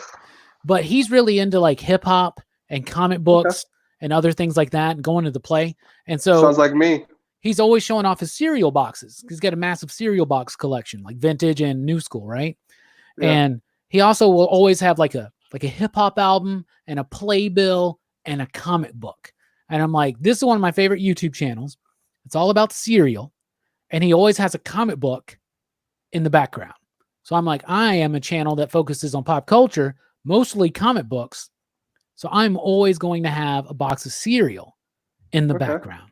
So that's why I always have a box of cereal. It is a tribute to Cereal Time TV, which is one of my absolute favorite YouTube channels. And if you don't watch it, you need to go check it out and subscribe and tell them PCP sent you. Because I just love to say, hey man, what's up, man? I got a Cereal Time t-shirt. I'm all out. You got the action figure? No, there has been an action figure. I do have a Toucan Sam action figure though. Dude. Yeah, I just got that not too long ago. Mike gave it to me. So the cereal though is always usually one of the most recent cereals I've bought, and it's always unopened. And these guys can attest to it. I have an entire top row in my cupboard, like a long cupboard. It's long. It's not like a tiny one. It's a long one. I probably at any time have 15 to 20 boxes of cereal. That's a lot of cereal, man. But only 2 to 3 of them will be open. I just buy one box a week, and then you know what I'm saying? Just knock it out. You got to buy some things because they may not. There's a lot of cereals that come and then they go away. So if you don't buy it right then, you really are right. Yeah. Seasonal cereal. Yeah. Yeah. So that's. I love that time. Like I just opened a box of Count Chocula because I do that every year. I save one box of Count Chocula, and in May on my birthday, I open it up. So now I'm eating some nice Count Chocula. I have a box of Boo Berry. I'll sell it to you for $20. Yeah, it's Boo Berry. Can't you still get Boo Berry is one of the better ones. But the problem is I like Boo Berry mixed with Frankenberry, but I don't have a box of Frankenberry. I already ate that one. Aren't they all just different marshmallows? Brian, I know the answer to this. It's 10. 10. 10. That's respectable. I bought 10 boxes. I can imagine pulling through like a checkout line with 10 boxes of fucking cereal. Do you know how I went to self-checkout? Do you know how Kroger will do the buy 5, get 5 off sale? Yeah. Right. But I know they did that for cereal. They do it with cereal. And so when I see that happening, and sometimes there was this one time where they had literally like 2/3 of the cereal aisle was part of that sale. And so like if I bought them, they would only be like $1.50. Right. And so I bought 10 boxes of cereal. Dude, I love that. Okay. I don't know. Right. When you're a kid, you're told you can't do stuff like that. And like, you're a grown ass man. I love that. No, I didn't eat 10 boxes of cereal all at once. No, you did. It's okay. He just gets home, opens it up. Boo Berry's amazing, and Peanut Butter Crunch is one of my favorites too. I wish I almost, instead of setting up the blade setup right here, I almost just put some cereal boxes there. I was just going to put a bunch there, and I wish I would have now. Harvest Crunch is the ultimate cereal. I've never had that. Peanut Butter Crunch is hands down my favorite. It's that and Cinnamon Toast Crunch. Cinnamon Toast Crunch is the business. I like peanut butter that crunch. Shit right there though. Reese's Puffs kind of like Reese Puffs are not. You know what's better than Reese Puffs? Cocoa Puffs mixed with peanut butter crunch. That makes sense. That's the same thing. That'd be awesome. I've never tried that, but that sounds awesome. You got to mix cereals, man. You'll find great combinations. Boo Berry and Frankenberry are delicious together. I wish they'd bring back the Wild Berry Fruit Loops. That was very much like Smurfberry Crunch. Are you some kind of cereal alchemist or something? You got to mix them in the proper proportions. And you get a whole new cereal. It's true though, man. Yeah, I've never mixed my cereal. Check this out. You ready for this? Pretty sacred stuff. You ready for this? Mix Frosted Flakes. Okay. With peanut butter crunch. Do it. Trust me. That's a lot together. Give it at least 30 seconds in the milk though. I just do like Frosted Flakes and then a lot of sugar. You add sugar to the Frosted Flakes? When I was a kid, I would do that. I would pour like a pound of Hell sugar. yeah. Like, I put Rice sugar Krispies on my back in like the day. Rice Krispies and cornflakes. Yeah. But not on Frosted I did Flakes. it with I did that with my frost. yeah, God. I would lose my Dude. mind. And my mom was like, "Really, you're doing This this?" explains so much about Jelani. But then, like, my mom would put sugar on toast. So I mean, there's that too. we do our things. Well, cinnamon So, toast is good. You know, you'd make it with the cinnamon sugar and all that. That's I haven't Yeah. done that since I was a kid. Yeah. When you would put cereal in your or you put sugar in your cereal, like I used to love. I still like getting regular ass Rice Krispies, which let's be honest, they suck. They do suck. So you put some By sugar in it. themselves, yeah. And what I Yeah. used to love when I was a kid was you drink the milk, then you got this like Sugar milky, milk. sugary thing going Yeah, on there. at the and bottom. yeah. It's like circling around. Yeah. Yeah. Yeah. I don't think You I could still- do that now. I still drink it. I still That drink it. Be kinda hurts me. "Ah." That's true. That is true. That's true. Yep. Lucky Charms. Fact. I've been on Lucky Okay. Charms for lately. Like I got a couple of boxes of Lucky Charms that I've been going through. The Diablo Yeah. of cereal. Hey, what's up, Jesse? Say what? Shout out to PCP. What Yo. How goes it, Jesse? Man. We need to make a PCP rap song. We never. Yeah, You'll because do you know, it. like Jim Mint's got that like somebody did a Oh, yeah, the song little for him on beat. his. Yeah, Yeah. did you hear that, man? And it's The really beat. good. It's Really? like you were Kinda going like dope. Jim Mint collectibles, right? And it sounds really Yeah. good and dope. And I'm like, man. And here's the thing: we ain't gotta ask anybody to do it for us. Strict, we can do it I ourselves. know. That's what I'm That's saying, true. dude. That's so true. Probably wouldn't be near as dope because it'd be like bam, bam, bam, bam, bam, bam, bam, bam, bam, bam. Yo, PCP, PCP. PCP everybody a in the verse. house. Let me tell you what we're about. God's not a mouse. That's not how a mouse dresses. What? Dude, what? People be like, that's fire. This motherfucker's spitting. You get your record deal, and then like the whole PCP thing just falls apart. Yeah. They're like, why did they? Oh, hold on a second. I almost said hold on a second, Michael, but you're right. Oh, Shredded wheat is not the yeah. worst cereal though. Frosted What shredded is? wheat, like frosted mini wheats are amazing. Frosted shredded wheat's great. You know what's worse than shredded wheat? I'm sorry, grape nuts. What the F? Oh, Ugh. oh, I've never eaten Oh, that. That just they're sounds gross. garbage. They ain't I've grapes tried and they ain't one. nuts, Yeah, I man. was like, that's just kind of just a strange combination, like grape It's nuts. just Like that doesn't it's seem to go together. terrible. Here's Those some are Here's some garbage. good cereals though that most people don't think about anymore that they're still available that are really good. Basic 4. Okay. Cracklin' I like oat, Basic 4. Cracklin' Oat Bran. Okay. Cracklin' Okay. Oat Bran's really good. Honey Bunches of Oats. Raisin Nut Bran. Okay. Yeah. Honey Bunches of Oats is good, and they're thriving right now. It seems like Yeah. they are because they're always having new flavors. And Mhm. usually around the fall time, they have a caramel apple one. Really? That sounds awesome. It's to die for. It's to die for, y'all. It really, really is. I to die can't believe for. I'm like my mouth's watering over cereal. Now, you want some cereal now, don't you? Did you ever eat Honey Smacks? Yeah, Yeah, the right. puffed rice, the puffed wheat, puffed rice cereals were never my favorites. I used to like those. Like Sugar Bear and And Yeah. Apple Jacks. Did they still Get make too Apple Jacks? soggy too yes, they fast. still make Yeah, Apple Jacks. Yeah, they I still haven't make had Apple Jacks in a minute, yo. Yeah, during Mm. Halloween Why time do they they do call it them with. Apple Jacks when they don't taste like apples?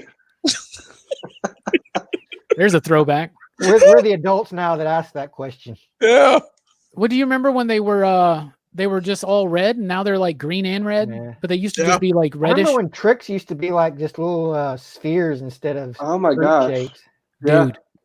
So they were balls, right? Yeah. And then they went to fruit shapes. You And said then balls. they went back to balls recently, and I got excited. And then they brought the damn fruit shapes back. And then somebody I was talking to, I don't remember who, they were like, yeah, they finally brought him back to fruits. That's the original one. And I'm like, no.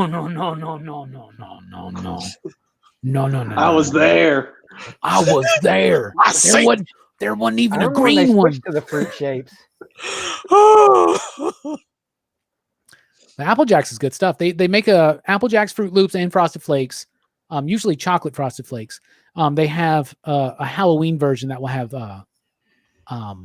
marshmallows in it. I still actually have an unopened box of the Fruit Loops one, and they're skeletons. So it's like a skull and an arm and a leg and a body, and you can put them together and make a skeleton. How cool is that, right? Mm-hmm. Herminio's got some choices here. Cocoa Pebbles, amazing. Cookie Crisps, amazing. Apple wow, Jacks, I haven't had that in a amazing. minute. Cinnamon Toast Crunch and Captain Crunch, top 5, changes all the time. I'm right there with you, but I'll tell you what, Herminio, all 5 of those cereals, always something I'm willing to eat and buy. I love those cereals so much. They're good. Captain Crunch kind of makes the roof of my mouth hurt, though. It's because you don't know how to eat it right. Really? You have no patience for wasabi.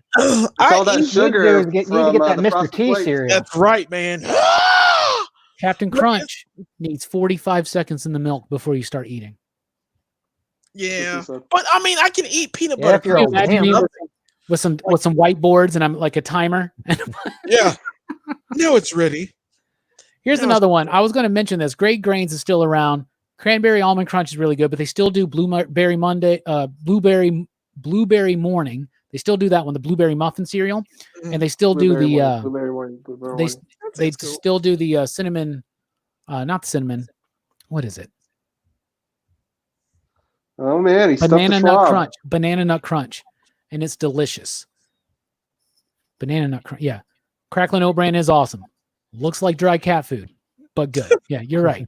You know what really looks like cat food and kind of tastes like it probably? Lucky Charms without the marshmallows. Lucky Charms without the marshmallows is shitty Cheerios. Yep. Facts. Remember Teddy Grahams? Yeah, man. Are they still around? I haven't seen them in a long time. I remember there were like 3 different flavors of them too, weren't there? Did you say honey grams? Chocolate? No, Teddy Grams. Teddy Grams. Bears. Yeah. The little bears. Yeah. There was the graham. There was chocolate. Yeah. They still make them, don't they? I've never seen them. I think they still make them. I'm not sure. I don't cruise my cereal out like I used to. What was the 3? Was it cinnamon? Cinnamon graham? Chocolate was one, and chocolate, honey, and cinnamon. And honey. Cinnamon, yeah. It's good shit. Yep. Yeah, grape nuts are like eating we gravel. had an obsession with eating bears. God, I hated back in the day. Yeah, remember the got a box of Golden Grams. Got a box of Golden Grams in the cupboard right now, unopened, mint condition, 9.8 guys. He bought it with the 10. CGC baby, cereal graded collectible. Near mint, first edition. Is it holographic? Never taken out of the plastic. Oh I don't save cereal boxes though. I don't. You guys know I wouldn't have room for that. So here you go. Yeah. Walmart has Teddy Grams. They still have all 3 flavors. Yeah, I haven't had Honey Smacks in a minute. All the gram into Teddy Graham. Oh, yeah, Golden Grams. Yeah. Yeah. Do you guys remember? There was a s'mores cereal. There's a new one that's out now. It's a Honey Made s'more cereal. It's actually pretty good. They got a whole bunch of those Hostess cereals now. And like they got the Honey Made s'more cereal, and they got the Twinkie cereal I haven't had yet, but the Honey Bun cereal is really good. It's a sugar overload, but it's really good. The powdered donut one is okay. But there was a s'more cereal from the 80s that was basically like Golden Grams, but they were like chocolate coated and it had marshmallows in it. Oh my God, it was so good. That sounds good. What was it called? S'more cereal 80s. S'mores Grams, S'mores Crunch. Yes. You're making me so hungry. Hey, Bills, why aren't the monster cereals like all year round? Why is it just seasonal? Because it makes them sell better when they're only available at Halloween time. Because that's usually when people buy them. That makes sense. I don't care. I want it. Me too. Dude, you got to plan ahead like I do. You could be eating. You want to come over and eat some Count Chocula with me? But those cereals are better than like right all there, the y'all. cereals on the show. Yes, I remember this. Yeah, those I remember those. I remember those. Yeah. Oh, it's a Rocky Road right there. That's the new one they got. Yeah. This one's pretty good. I remember the OJs. This one's pretty good right there. Yeah. There's the OJs. Yeah, I remember those. Oh. You got to be careful Googling things. Go down the road. Oh yeah, Rocky Road. That got brought up. You can Google your booty old cereal. Did you ever have that, Jelani? No. Oh my god. The only reason is because it's $14 cereal. By the way, this cereal. I'm not gonna sucks. buy 14. I'm gonna buy Cereal it. sucks right there. Oh, dude, there's my Smurf Berry Crunch. Did you see that? Oh. Yeah, I had the Ghostbuster cereal before. I had the Dinky Donuts before. Ice cream cones. Morning Funnies, you remember that? They would have the the cartoons on the back. What is Fruit Islands? Is that just Fruity Pebbles, basically? There's Sir Grapefellow. Please get Peanut Butter Toast Crunch back, please. Please. Yeah, that was pretty good. Please. Dino Pebbles. Those were good too. You remember those? Yeah. Oh my God. I remember those. Yeah, son. Dudes, Berry Kicks was the shit. Yeah. Pac-Man? I don't remember that. Oh yeah. Well, that's like 80s. Dude, I want a T-shirt of that Count Chocula. That's dope. Yeah, that's old school, man. Yeah. Yeah, Pops. I like that. I haven't had Pops in a minute. I know. I don't like corn pops. I hate corn pops, but the peanut butter corn pops are really good. Gotta have my Pops. I couldn't put sugar on them. They didn't work. They didn't work with sugar. They didn't. I put so many cereals I put sugar on, man. And that was one of them. And I was like, I can't do this. This doesn't work right. They don't really have prizes in cereal anymore. No. The last time I remember a prize in a cereal box was I got a lightsaber spoon and some kind of cereal like back in the day. Oh, cool. Like a little They spoon, did the plastic thing goes over it and you can light it up like a lightsaber. Yeah. That was the last time I ever had anything inside a cereal box. Because they had to do something to spruce up that really boring ass Star Wars cereal, because Kellogg's does this shit all the time and it's just the same cereal repackaged. Whatever it is, it's probably SpongeBob cereal right now. Yeah. Probably a Frozen cereal. I don't know. Toy Story, Avengers, Star Wars. It's always the same bullshit, boring ass cereal. Didn't they do that for Batman too with the bank? That Batman cereal was terrible. Oh, I love that Batman cereal. It was like a cheap version of Captain Crunch and It was like the Mr. T cereal. I'm pretty sure it was leftover Mr. T cereal. Mr. T cereal came with like a cassette tape, didn't it? No, that came with the bank. Well, yeah, it probably did come with the bank. There was a time when the Batman came with the bank. Do you remember the Turtles coming in with the bank? Yeah. The Turtle cereal, which is the same as the Spider-Man cereal, is great. It was basically the bowls. It was basically Chex with marshmallows, and it was amazing. Respect. Arminio, that's when I eat my cereal is bedtime. I'll track my food throughout the day and be like, I've got 600 calories left.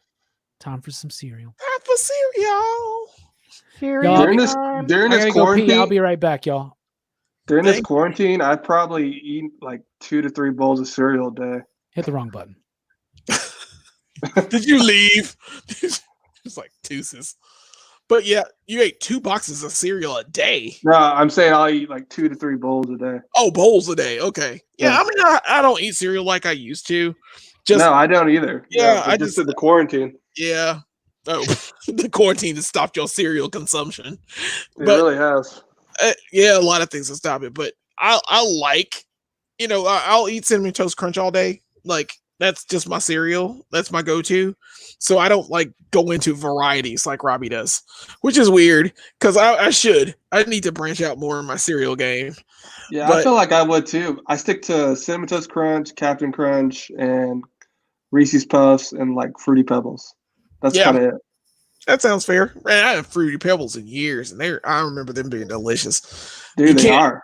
Yeah, I can't eat them like after. I can't get too soggy. Something about too soggy cereal, just Dude, I'm at this point too. I used to drink the milk after, and I just don't do it anymore. I don't know. It kind of grosses me out. I'm like, there's so much sugar. I'm like, there's so much sugar in this now. It's like it's not milk. That milk. Drink all that milk. If it's Cocoa Puffs or like Reese Puffs, I drink the milk. If it's anything else, I don't do it anymore. Oh man, I mean it's perfect. It's the best kind, man. You get all that from any cereal except grape nuts, which is the garbage of it's the roughage of garbage cereal. It's crazy that all this time we haven't brought up Nintendo cereal. The Nintendo cereal. Oh yeah, I forgot all about that. That was the 90s though. What was it? Nintendo cereal? Yeah, it was called the Nintendo cereal system on the box. That's right. I'm looking at it. It was like it was Super Mario cereal in half a box, and a Zelda cereal in the other half. Yeah, that shit was badass. Dude, I bet if people had that today, it'd be expensive. Yeah. There it is. Probably, just opened this up the other day. Beautiful. Because sometimes I feel like people think I'm bullshitting about the cereal stuff. Oh no, you have a cereal freaking cabinet. Here's my unopened box of Boo Berry just waiting. Sealed? It's good till July. Right there. I'll be eating that soon. I'll be eating that soon. There, my man. This one was good till August. This tastes so good and so fresh. This is so good. So freaking good, y'all. It's Count Chocula. And I have not opened up the I haven't tried the Jolly Rancher cereal because I was waiting until we can do stuff in studio again because I would like you guys to try it with me. Because it could be surprising, dude, that Sour Patch Kids cereal was actually good. Yeah, no, it wasn't. No, it wasn't. No, it was. You're lying to yourself. Sour Patch Kids. It wasn't necessarily the best with me. It was good. Watch my view. I did a review on it. It's on the channel. It's good. Yeah, no, pass. I do remember those. I got that 0 out of 10. Yep. Do not buy. Do not buy. Were there like Spider-Man tattoos in a cereal or something? Probably. They probably had. Harabinio's right with me. Batman was Mr. T cereal. And it was Gremlins. Gremlins had the same cereal. Gremlins had cereal. Yep. There's a new MK movie where Sub-Zero dies and supposedly needs to... Back me? I'm confused. Scorpion. Are you talking about the movie we just watched? It could be someone that just popped in and was like, I thought they were talking about Mortal Kombat. Yeah. It's like they the never first made a 40 Mortal minutes. Kombat cereal, did they? Nah, man, this is cereal channel. Yeah. They're not a market for Mortal Kombat cereal. I think they have like severed heads and like they still make King Vitamin, I think. They do. But someone one time told me they had some because they were up north and they were going to send me some and they never did. I don't even remember who that was. That was a while ago. No. I think I saw that in Publix, yeah. Really? Really? First of all, those are good. Those are good. Watermelon's good. I used to hate watermelon flavored everything, and then I started trying those. Yeah, and then the best Jolly Rancher, or the green apple. Green apple's pretty good. Pineapple and green apple, man. Pineapple's good too. What is the best Dum Dum? That's the real question. Root beer. Butterscotch. Butterscotch is really good. Yeah, I know. That's why I said it. Really? Wow. That's why I said it, you dingus. Mike says, Robbie cereal fact, when I travel, I call Robbie every time I see a new cereal. If he hasn't, it's true. He does it. Sometimes it's a little. He does. He'll also a good friend. He'll do the same thing for soda. Good man. He'll do the same thing for soda. You're a good man, Charlie Brown. Mike is a good dad. He's a good guy. Yeah. Dude, good guy. He's I won't go off on. Yeah. I texted him like 2 weeks ago. I was like, hey, because I had an opportunity to buy a comic and I was going to get him for him. It was first appearance of Booster Gold. I said, hey, do you have this? And he literally texted me back today. No, I don't have that one. 2 weeks ago. But he looked for it. He looked for it. He gave me an answer. His favorite characters are Booster Gold, Multiple Man, and Havoc. And I don't think he has a first appearance of either of them, any of them. Yeah, Booster Gold wasn't that expensive. Of course not. It's Booster Gold. Booster Gold.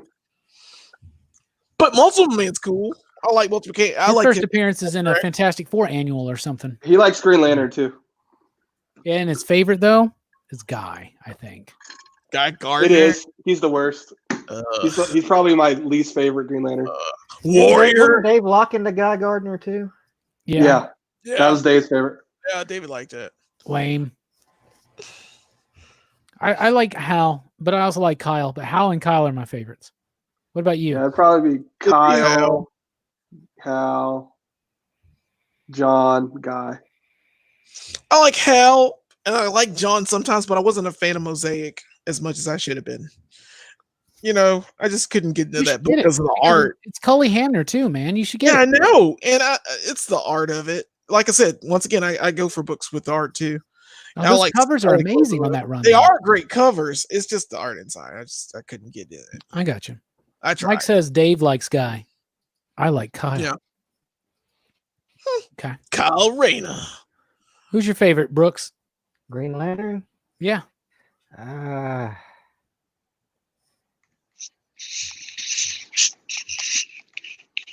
need to read the more stuff. I like Kyle or what's the Hal Jordan? Yeah, he's the one I know most. I'm most familiar with, I guess. It took a while to pull out the obvious answer, but Dick Star, man. Dick Grayson. The squirrel that got run over. I think Simon's pretty cool too, but Jessica Cruz has become a really big favorite of mine too, because her run The Green Lanterns book by Sam Humphries from Rebirth is actually really good. And it's Simon and Jessica Cruz, and it's kind of like a buddy cop type thing.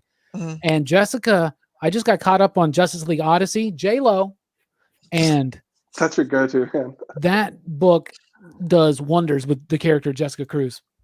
I would highly recommend it. I'd honestly pick those two over Guy Gardner. That's how much I hate him. But Easy Reader wins. Yeah. He wins. He's yeah. Kellogg. Yeah, posers. Yeah, posers.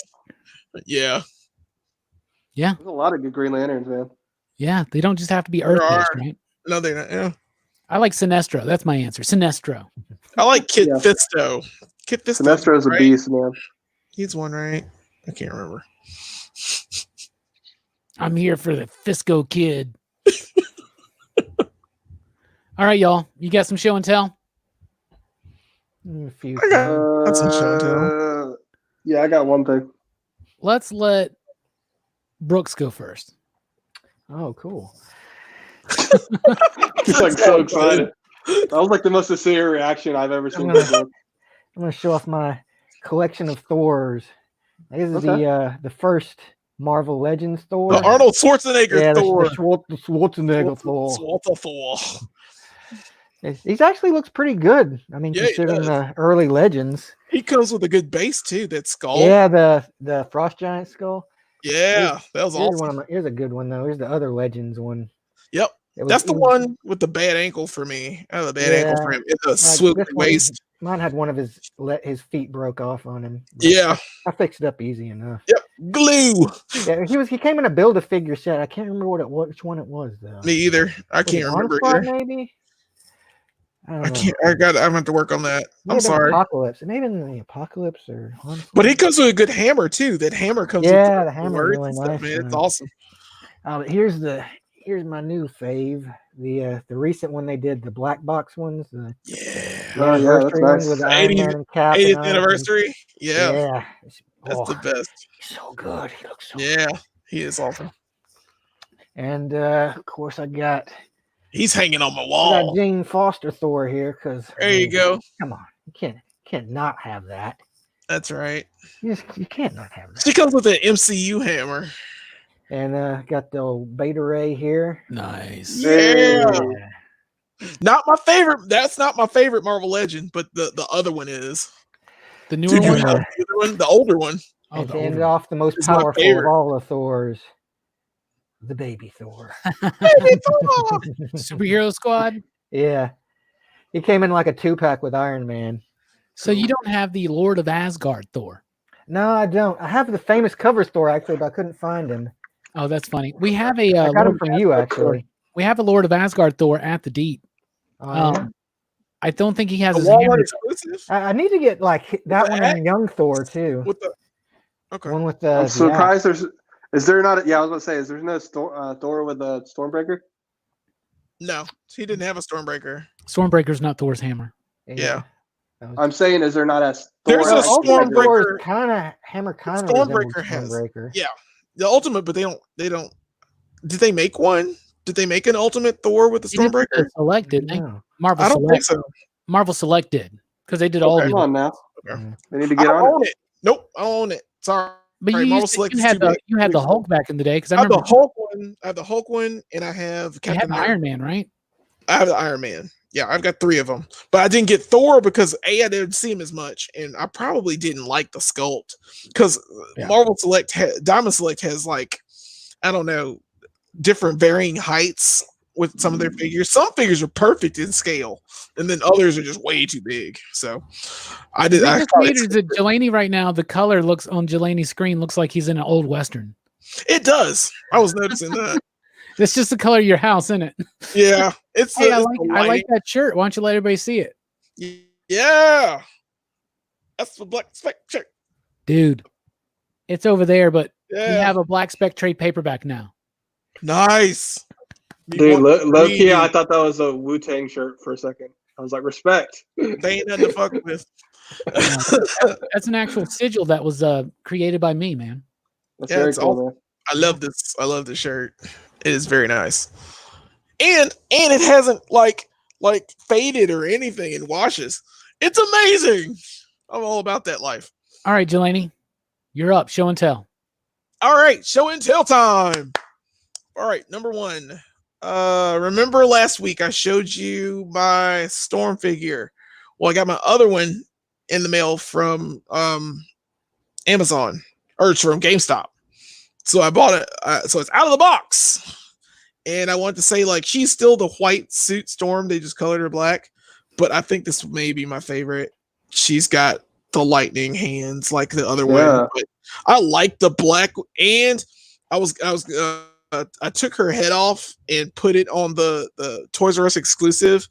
The Toys R Us exclusive Storm with the gigantic mohawk. Oh, yeah. I would show it to you, but she's on the wall. But she looks even better with that head on this figure. Cool. But I love this. You should set her up having her kill Mace Windu. Yeah. I should. Where's she said? Jedi when it's struck by lightning. Yes. The same What thing. happens to a Jedi when it's struck by lightning? Same thing that happens to everything else. Speaking of Jedi, my next thing is the figure I got from you guys like 2 weeks ago. It was Shut up, Mike. Skywalker. I know. I just laughed. Oh, that's dope. No, I'm not. No, I bought two of them, Mike. I'm not getting a third one now. You took too long. This is the one I bought from you, though. This is why'd you have to say that? Now you're gonna set him off, man. What is that one? This is this. Hey, if you order something, you should buy it, man. I am gonna buy it. I'll buy it. Calm down. This is the one. This is the one I bought from the store. Someone has to stand up for the little guy here. 2 weeks later. It's like me when I was trying to tell a story on Sunday. This Luke Skywalker is like the best Luke Skywalker ever because his face, dope. the face printing. Let me get it. I can't get to the camera. I don't know why I can't do that. The face printing is amazing. I think they got Mark Hamill down. And the only downside to this figure is his hand doesn't come off. I would really like his hand to come off because I wanted him. Dude. This isn't New Hope. This is Empire. Empire Luke. This is Empire Luke. I guarantee you can get that hand off, Jelani. I can do it. Let me borrow it. I'll get that hand off. No, won't you break my hand? But I want to see a magic trick. I want him hanging upside down without his hand and being like, Ben. I've always wanted to do that. But you can put the baby Yoda on his back. Yeah, totally. But I'm gonna. Oh yeah, Mike, if you're listening, I do want to get the. Oh my gosh. Dude. I might want to tell him. Might as well. He's listening. No, you're not right getting now. the stuff in order for you, but you're going to start demanding more stuff. Now I want this guy. Mike, just put the Storm out on the floor. With Yoda. Doesn't matter. I was gonna get that Storm regardless. I'll buy the Storm. God. I'll buy the Storm. Start snatching up all of those. All right. Toys and my third thing, fails to get. I'm still buying them. The third thing I'm gonna come in and scoop them away from you. Is my Wonder Woman 1984. Nice. This is the McFarlane one. We just got those in. You did not get these. We did. We just got those in. Yes, we just got those in. Well, I got it. We got that one, and we got the gold one. Well, I showed you the gold one like last week. They look good. I'm just letting people know that we have them if they want them. You know, you can holler at the D. This is like, oh yeah, I heard about that. Easy reader, but this is an awesome figure. I love. It comes with, of course, the resting, what you call it, the lasso truth, and then the one where golden it's just perfect. Get it right. It's the golden perfect. Why does she have two lassos? Nerd. Yeah. I wanted to hold both of them, but yeah, I love this figure. The only downside to this one is the legs are too long. Like her thighs, for some reason, are way too long. Like she's really tall because camel drew it, man. Yep. So it just looks weird. Really, Mike. Mike, get yourself together, man. Get yourself together. Mike, don't block you. But we need some mods in the chat. I just put Mike on timeout for 5 minutes.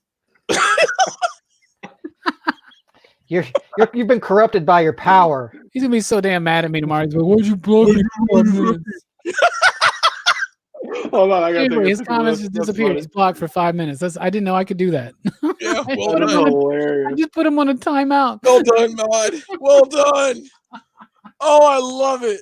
Oh, yeah, do that more often. For real though, Jelani, if you order it, you should buy it from us. But Listen, I'm I just didn't know he kidding, was going to I'm get just it. kidding, I'm just Okay, kidding. seriously. I swear to God, I was just kidding. Seriously. I never order anything that I don't buy. You know, that's kind of the point of It doesn't ordering matter because if someone comes in and says, "Hey, do you have this?" and I'm like, "Well, Jelani's got it," I'm like, "Yeah, I got it for you, buddy." Do it. I don't care. I know, man. I can't believe it. Mike's really mad right now. Can I undo it? I can't.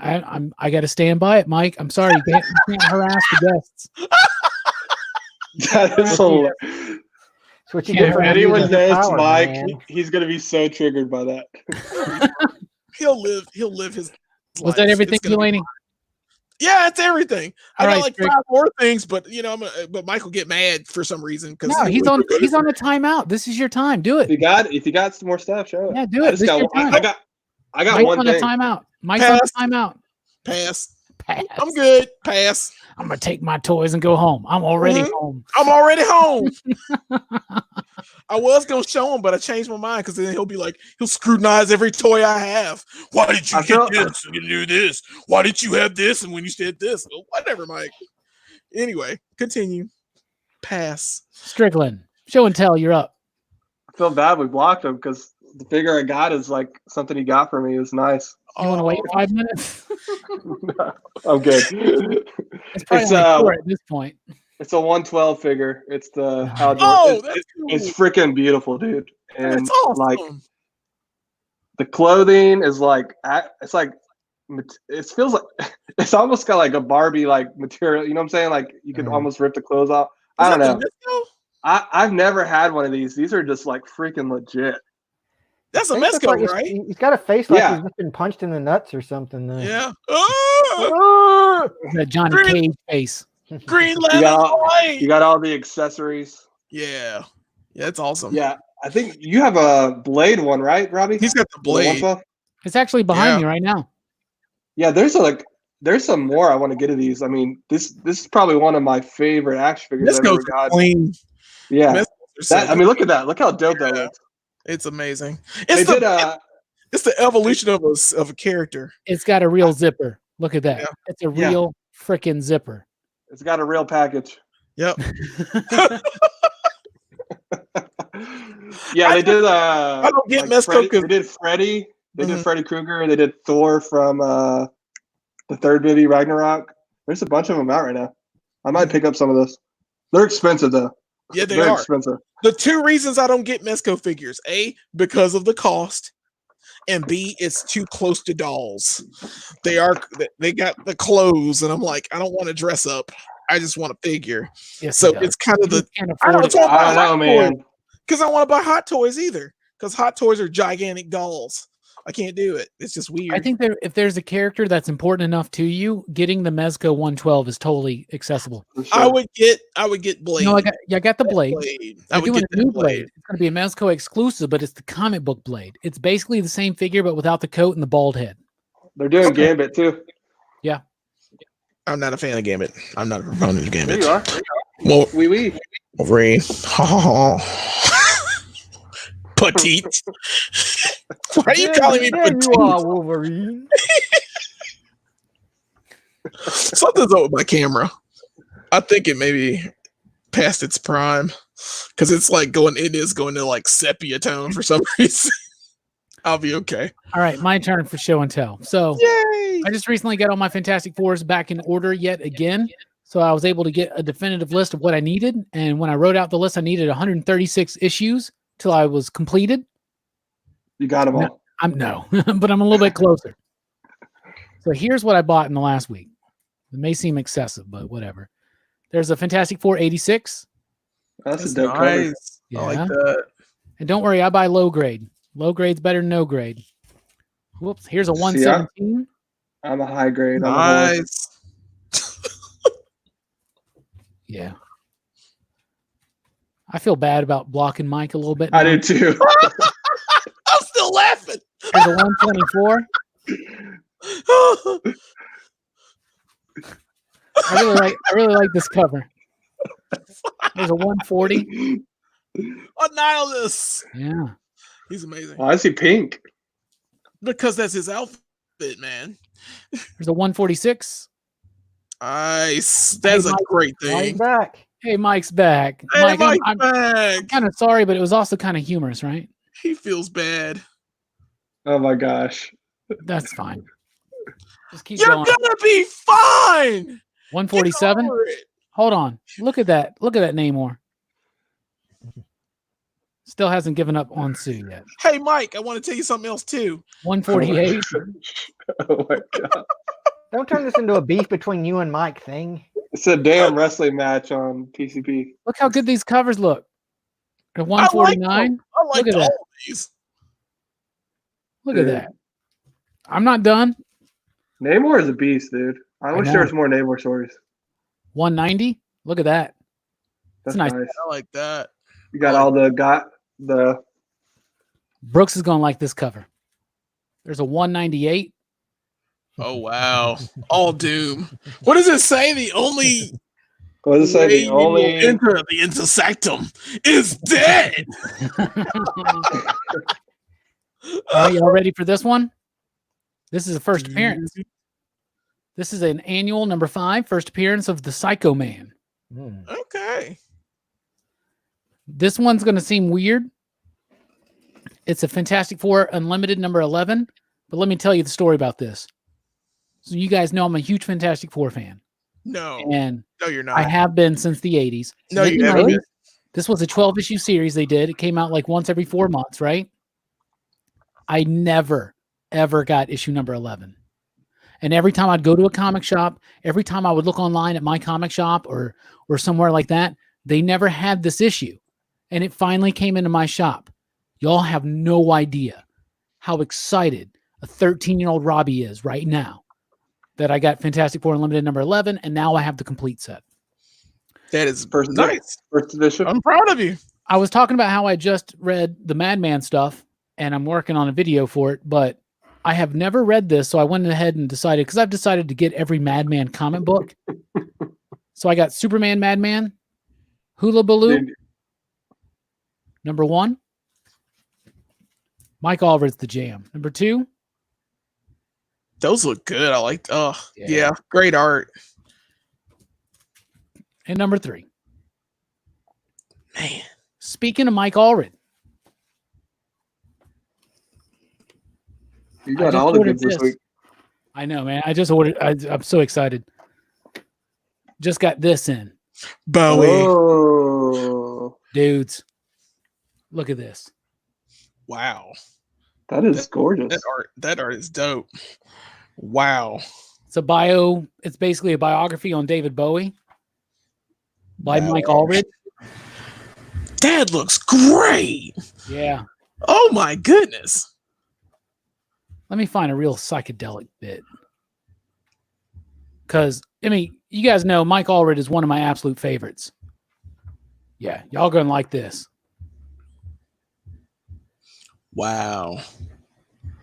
How cool is Wow. that? That is really cool. I'm really excited. It was sold out at Diamond, so I had to get it on Amazon. But we're not done. As we were talking about Fantastic Four. First of all, He's so Mike, excited. Mike, I'm glad that you're back here. Thank you. We never lowball the customers. Or if we, I'll just say this. Every customer leaves happy. She always left me satisfied. Gets R-rated, I bet, when Mick Jagger shows up. I didn't notice. I did flip through. I was like, I wonder if they're going to do the Mick Jagger stuff, but they didn't. I know. I paid $18.99 for both of those figures. Plus so shit. shut your hole. So, Mike, since you're here, I got another one because me and Mike have been playing Hot Wheels, and Mike's had faster cars than me. But I got an Acura Integra not too long ago that had Hot Wheels speed graphics on it, and so I was like, well, I was just joking, and I was like, this is going to mean mine's faster. I got one of the fastest cars on the track right now, so I got another one. And this is a Mazda RX-7. You gotta get them aerodynamics, man. Speed. No, Yeah. it's the speed graphics. It's when they put the graphics on it makes it faster. I'm telling you. So we're going to open this up. Paint flames on it. It'll make it go faster. Mike, we're setting the track up tomorrow. Damn. Called out. Uh-oh. I don't care, man. I'll That's get your $4 figure. down the drain, dude. Look at that. Look how Whole beautiful that is. $4. I'm ruined. Look how beautiful that is. I'm so First of all, ruined. don't you dare disrespect $4. The 4 right, for 4 at Wendy's. Let's keep the personal drama down. You're right, Robbie. He I says wish. now. Let's put it like, hey, Robbie. I got hey, one Robbie. more thing. One more thing. Okay. Ooh. That is cool. That is The last cool. one. The last one I have. Well, I got to get. Pretty awesome. I got to open up the Johnny, not flamed on, but. Oh. You need a Piebok the Power Scroll to go with him now. Yeah, right. They didn't do a Elijah they didn't do- Laserfist. Look at that. That's a beautiful. Wow, figure. that is Look at nice. Invisible and rock and stretchy. Yeah, Yeah, it's everything. that's dope. That is pretty cool. Hey, Mike likes the car. Yeah, Mike. I'm eager to see if the speed graphics actually make it faster. They should. Anyway, that's my show and tell. I know it was a lot, but I just got those Fantastic Fours in, and I was very excited. Cool, man. Some of them I got from my shop, and some of them I bought from mycomicshop.com because they're back in business, and I wanted to support them because aside from the Deep, Lone Star is my favorite comic shop. All right. Lone Star. Cool. Yeah, I love that place. I've been doing mail orders through them for 20 years probably. Wow. What's it called? Lone Star. Lone Star Comics. It's in Comics. Texas, Alright. but you can the website is mycomicshop.com. Okay, cool. And I got introduced to them in like an ad in the 90s, so maybe it's been over 20 years, but they always had the ads that had the Spider-Man crawling, and it was my comic. Yeah, I remember that. Yeah. Yeah. But they That's shut cool. down for a while, and they just when they came back, that first week I bought those, and I finally got them in because it took a while to get them in, but it was pretty good. That's cool. Yeah. Yeah, I'm I- trying to get That's get the cool. hardcovers for the Power Rangers.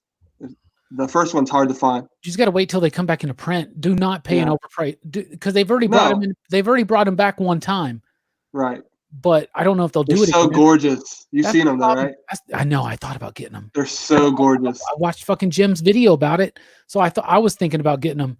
And I have every issue. Not only do I have every issue, I have the variant covers, man. You need Like, you need the yearbook hardcover though. Do you know how I'm always All talking of about? them.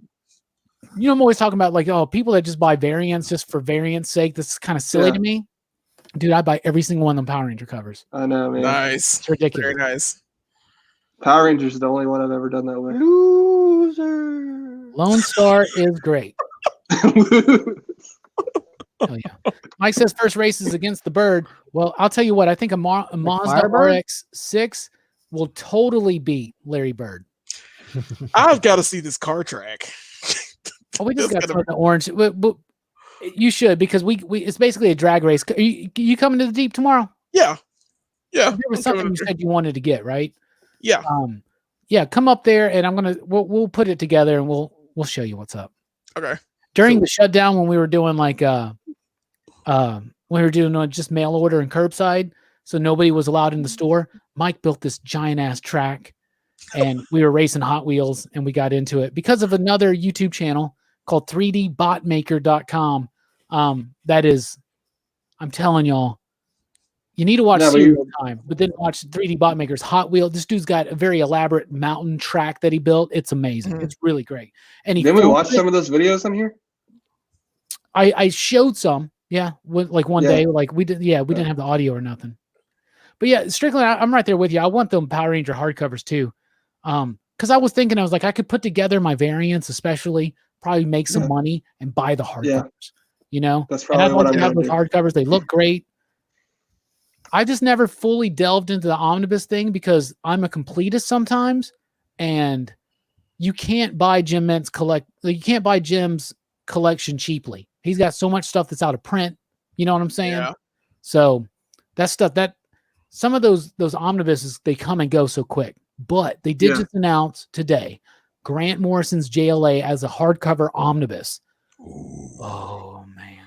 Nice. See, but then they announce things and then they pull them back. Like they had a John Byrne Yeah. Man of Steel omnibus #1. And it was going to be all the John Byrne era Superman stuff, Mhm. and then they canceled it.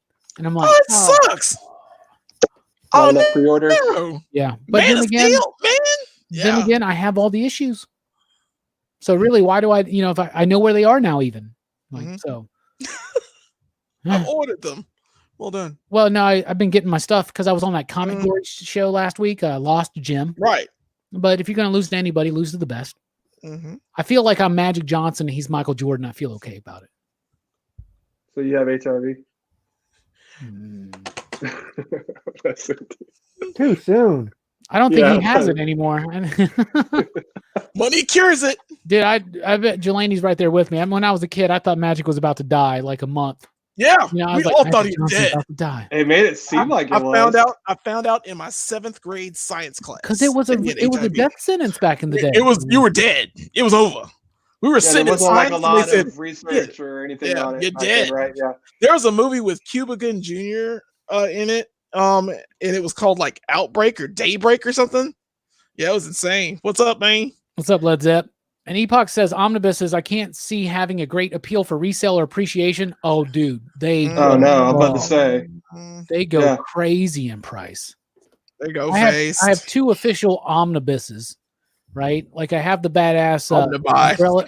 I have the Umbrella Academy and the Lock and Keys, but those aren't really omnibuses. They're like deluxe hardcovers, which is more the thing I've been into. You know, you guys know.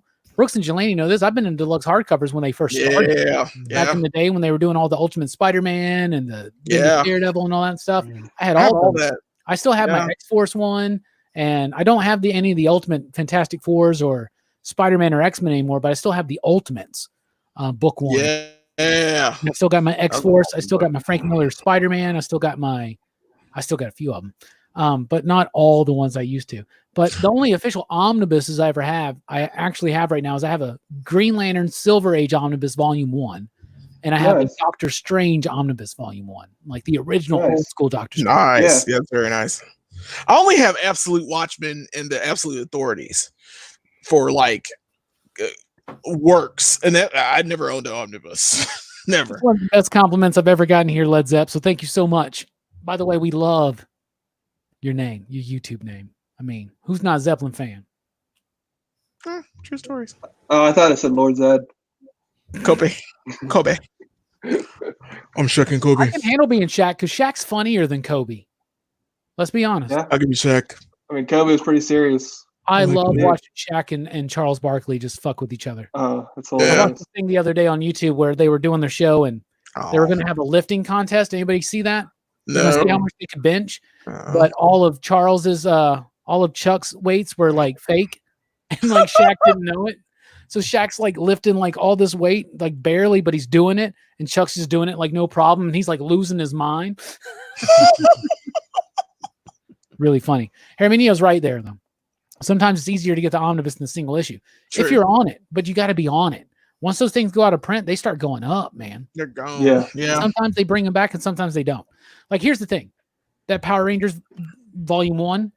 Yeah, dude. What's it going for right now? It's like Because $200. they're already what, like 75 or 100? Jeez. That's where they start, is like 75 or 100, right? I think it starts at 50. But 50? Yeah. Okay. It goes up to 75 pretty quick. Yeah. That And then now it's like 200. Yeah. See, that's what happened Especially before. the first one being like the first one's the Green Ranger on it. So that's going to be like a sought after one. Yeah, they got 3. They got a book 1, they got year 1, year 2, and they got Shattered Grid. Mm-hmm. So those are definitely something to get. That's why I went ahead and got the Umbrella Academy ones. I got the East to West Deluxe editions. Nice. I got the Umbrella Academy, Lock and Keys, and the East to West, and I want to get the Manhattan Projects ones. Nice. They've done them for all the crises too, because I was looking into. Did you see that box set they have? They have a box set. That's the one I was. It looks dope. Did you see the Green Lantern box set they just announced today? Blackest Night, Brightest Day. Yeah. Oh, nice. No, I might have to buy that. You're gonna pull it up? Yeah, I'm about to pull it up. Good. Dude, it's beautiful. I'm 100% gonna buy that. I don't even need to see it. Let me see if it's. First of all, I'm trying to figure out. I thought it was hardcovers. Blackest Night. Is it got like all the? Dude. Dude. You didn't even. Can you hear me? Dude. I can hear you. All right, cool. Can you hear me? Yeah. Did you watch Endgame yet? Yeah. It was okay. What was it? I can't find it right now. Hold on. I'm just finding the figure set. Jesus.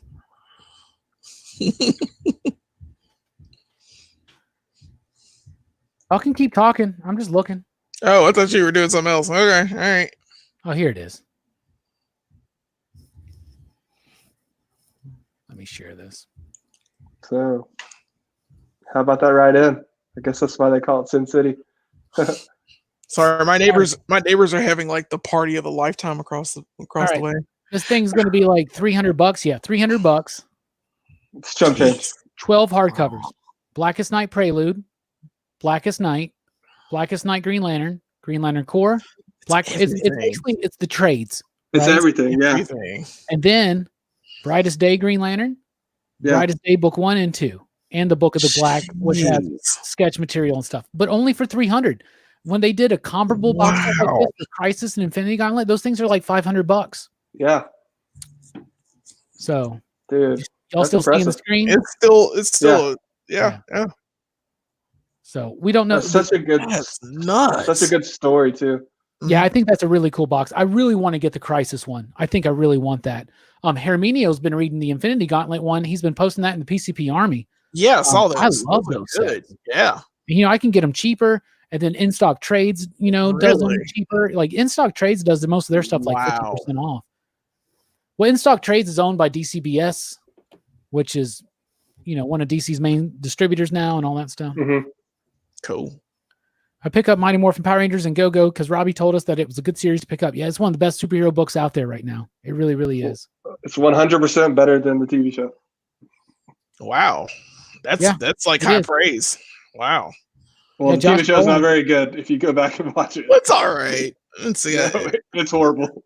And I'm one of the biggest Power Rangers fans. Things. Yeah. The dialogue is so cringe, dude. Like if you went back and watched the episode, you would have to turn it off after one. That's why you have to watch Super Sentai, right? Oh, Sentai's done, man. Super Sentai's done. Oh no. No, it's not done. Oh. No, I just said it was dope. Oh, dope. I thought she was done. I was like, oh, already? Thought that stuff was popular. Yeah. Just like Kamen Rider. That's the Psycho Green Ranger that is exclusive today. Oh, nice. Cool. Look at that. That's awesome. Oh, wow. That box is lit. I might want that. I don't know. That's not the real box. That's not the real box. Oh.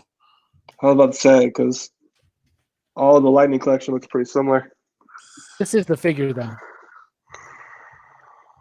That looks awesome. Yeah, that's the box. I love these boxes, dude. Yeah, they're great. The artwork. This figure looks amazing, dude. I opened all my and they got I kind of wish I would kept the box. This Putty 2-pack is out too. There's the Psycho Red that I got with the see that with the Charlie Brown Ranger. Yeah. I got that. Charlie Brown John. Wait, that's real? They're doing that? Yes. Yeah. I didn't even see that one. Rangers. Yeah. There's the Morpher I was talking about. Oh yeah. Scroll down. No, on the other screen. Yeah, right there. Oh, nice. See, I didn't even see the rest of this stuff. I just saw the putty. The Morpher. I just saw the putty in this right there. Oh man, you work at a comic store. So they showed. Oh, shut up. So they showed Alpha, right? Anything else? Just Alpha? Alpha with Zordon. That's so cool. They showed all the wave, whatever the next wave was. Wave 5. It's gonna have like Gold and Ranger Slayer. Yeah, they showed all of them. And I think they're doing like a Green Ranger Morpher by himself. As they should. As they should. Respectable. All right, y'all. We've been doing this long enough. Thank you guys so much. Thank you all for being here. Yeah, man. So, of course. Final thoughts. Let's sum it all up. Whether it's about Mortal Kombat or toys or cereal or whatever the hell. Strickland, thank you for being here. Final thoughts. Final thoughts. Sometimes I look back at my life and I think about where I ought to be, but where I am, but I should be. And I think about in this moment, all I really want to do is eat more cereal. Final thoughts. That's it. Sounds good. Jelani, thank you so much for being here. Sorry about all the drama with Mike, but you didn't help it. Final thoughts. Mike, I'm buying your stuff. Leave me alone.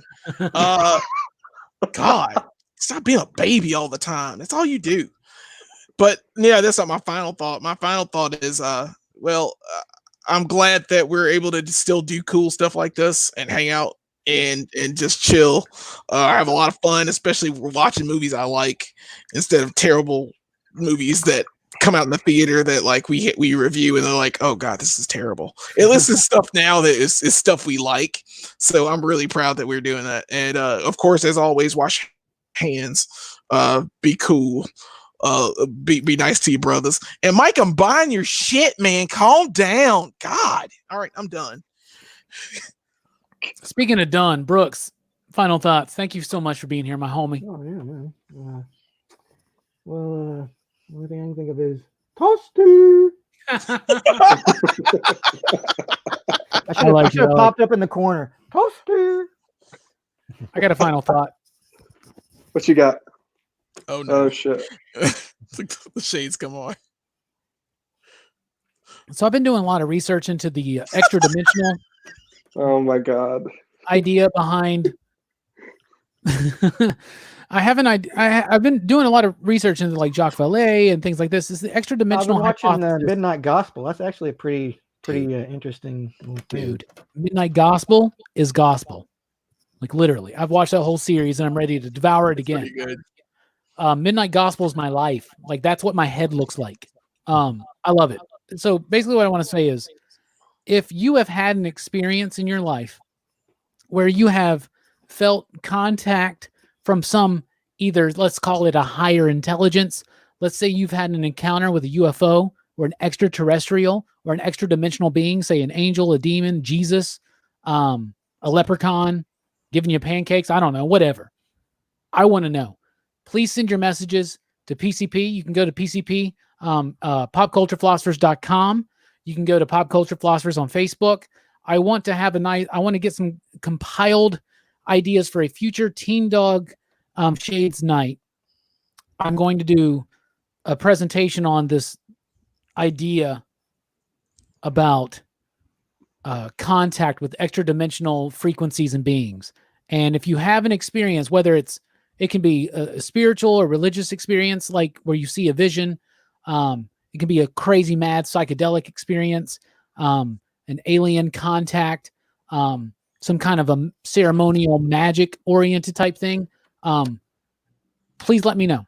And I know that this is not the video where we're going to get the most views, but I'm really interested in hearing people's stories and putting something together. And there is more that goes on out there than anything. And I need everybody to start putting their energy towards Sirius. And we're building up to July 23rd. And we're doing a really crazy live stream. It's going to be super fun. So get ready. Put your Teen Dog shades on. Read some Robert Anton Wilson, some Philip K. Dick, some Grant Morrison, some Aleister Crowley. And we're going to get crazy and live on July 23rd, y'all. So get ready. And my real final thoughts are thank you for being here. We really do appreciate it. Let us know in the comments below what you think about any of the crazy stuff that we talked about tonight. We really do appreciate it. Next week on Friday night, 8 p.m. Central Time, we'll be here again talking about the winner of the baseball movies poll. And go ahead and start watching Sandlot because I'm pretty sure it's going to win. Thank you guys for being here. We really do appreciate it. Led Zepp, to answer your question real quick. Yeah, good stuff. And I think that ties into exactly what I was talking about. Whew, I'm getting crazy in this shit, y'all. Just whatever. Anyway, y'all have a good one. We're out. Mike, you're 100% right. The Great Bambino? The Great Bambino? Yeah. What? The Colossus of SWAT? The Colossus of Clout. Oh, that's what it was. The Sultan. Dang it, I butchered it. Wow. Sultan of SWAT, dude. He's the Sultan of SWAT. Oh, my. You're right. wrong. Everybody was wrong. Strickland will not be there next week with us watching. Anyway, we'll catch you guys next time. There will not be a Rockin Robbie live this Sunday night. I'm taking a well-deserved weekend off, but we will be back to normal schedules, though, with everything else. And I'm very excited. So y'all have a good one. We are dipping out. Thanks for checking us out. On behalf of everybody here at the PCP crew, excitable as we are, thanks for rocking with us. Keep on reading and watching and living and learning. Eyes above, y'all. Eyes above. I volunteer as tribute.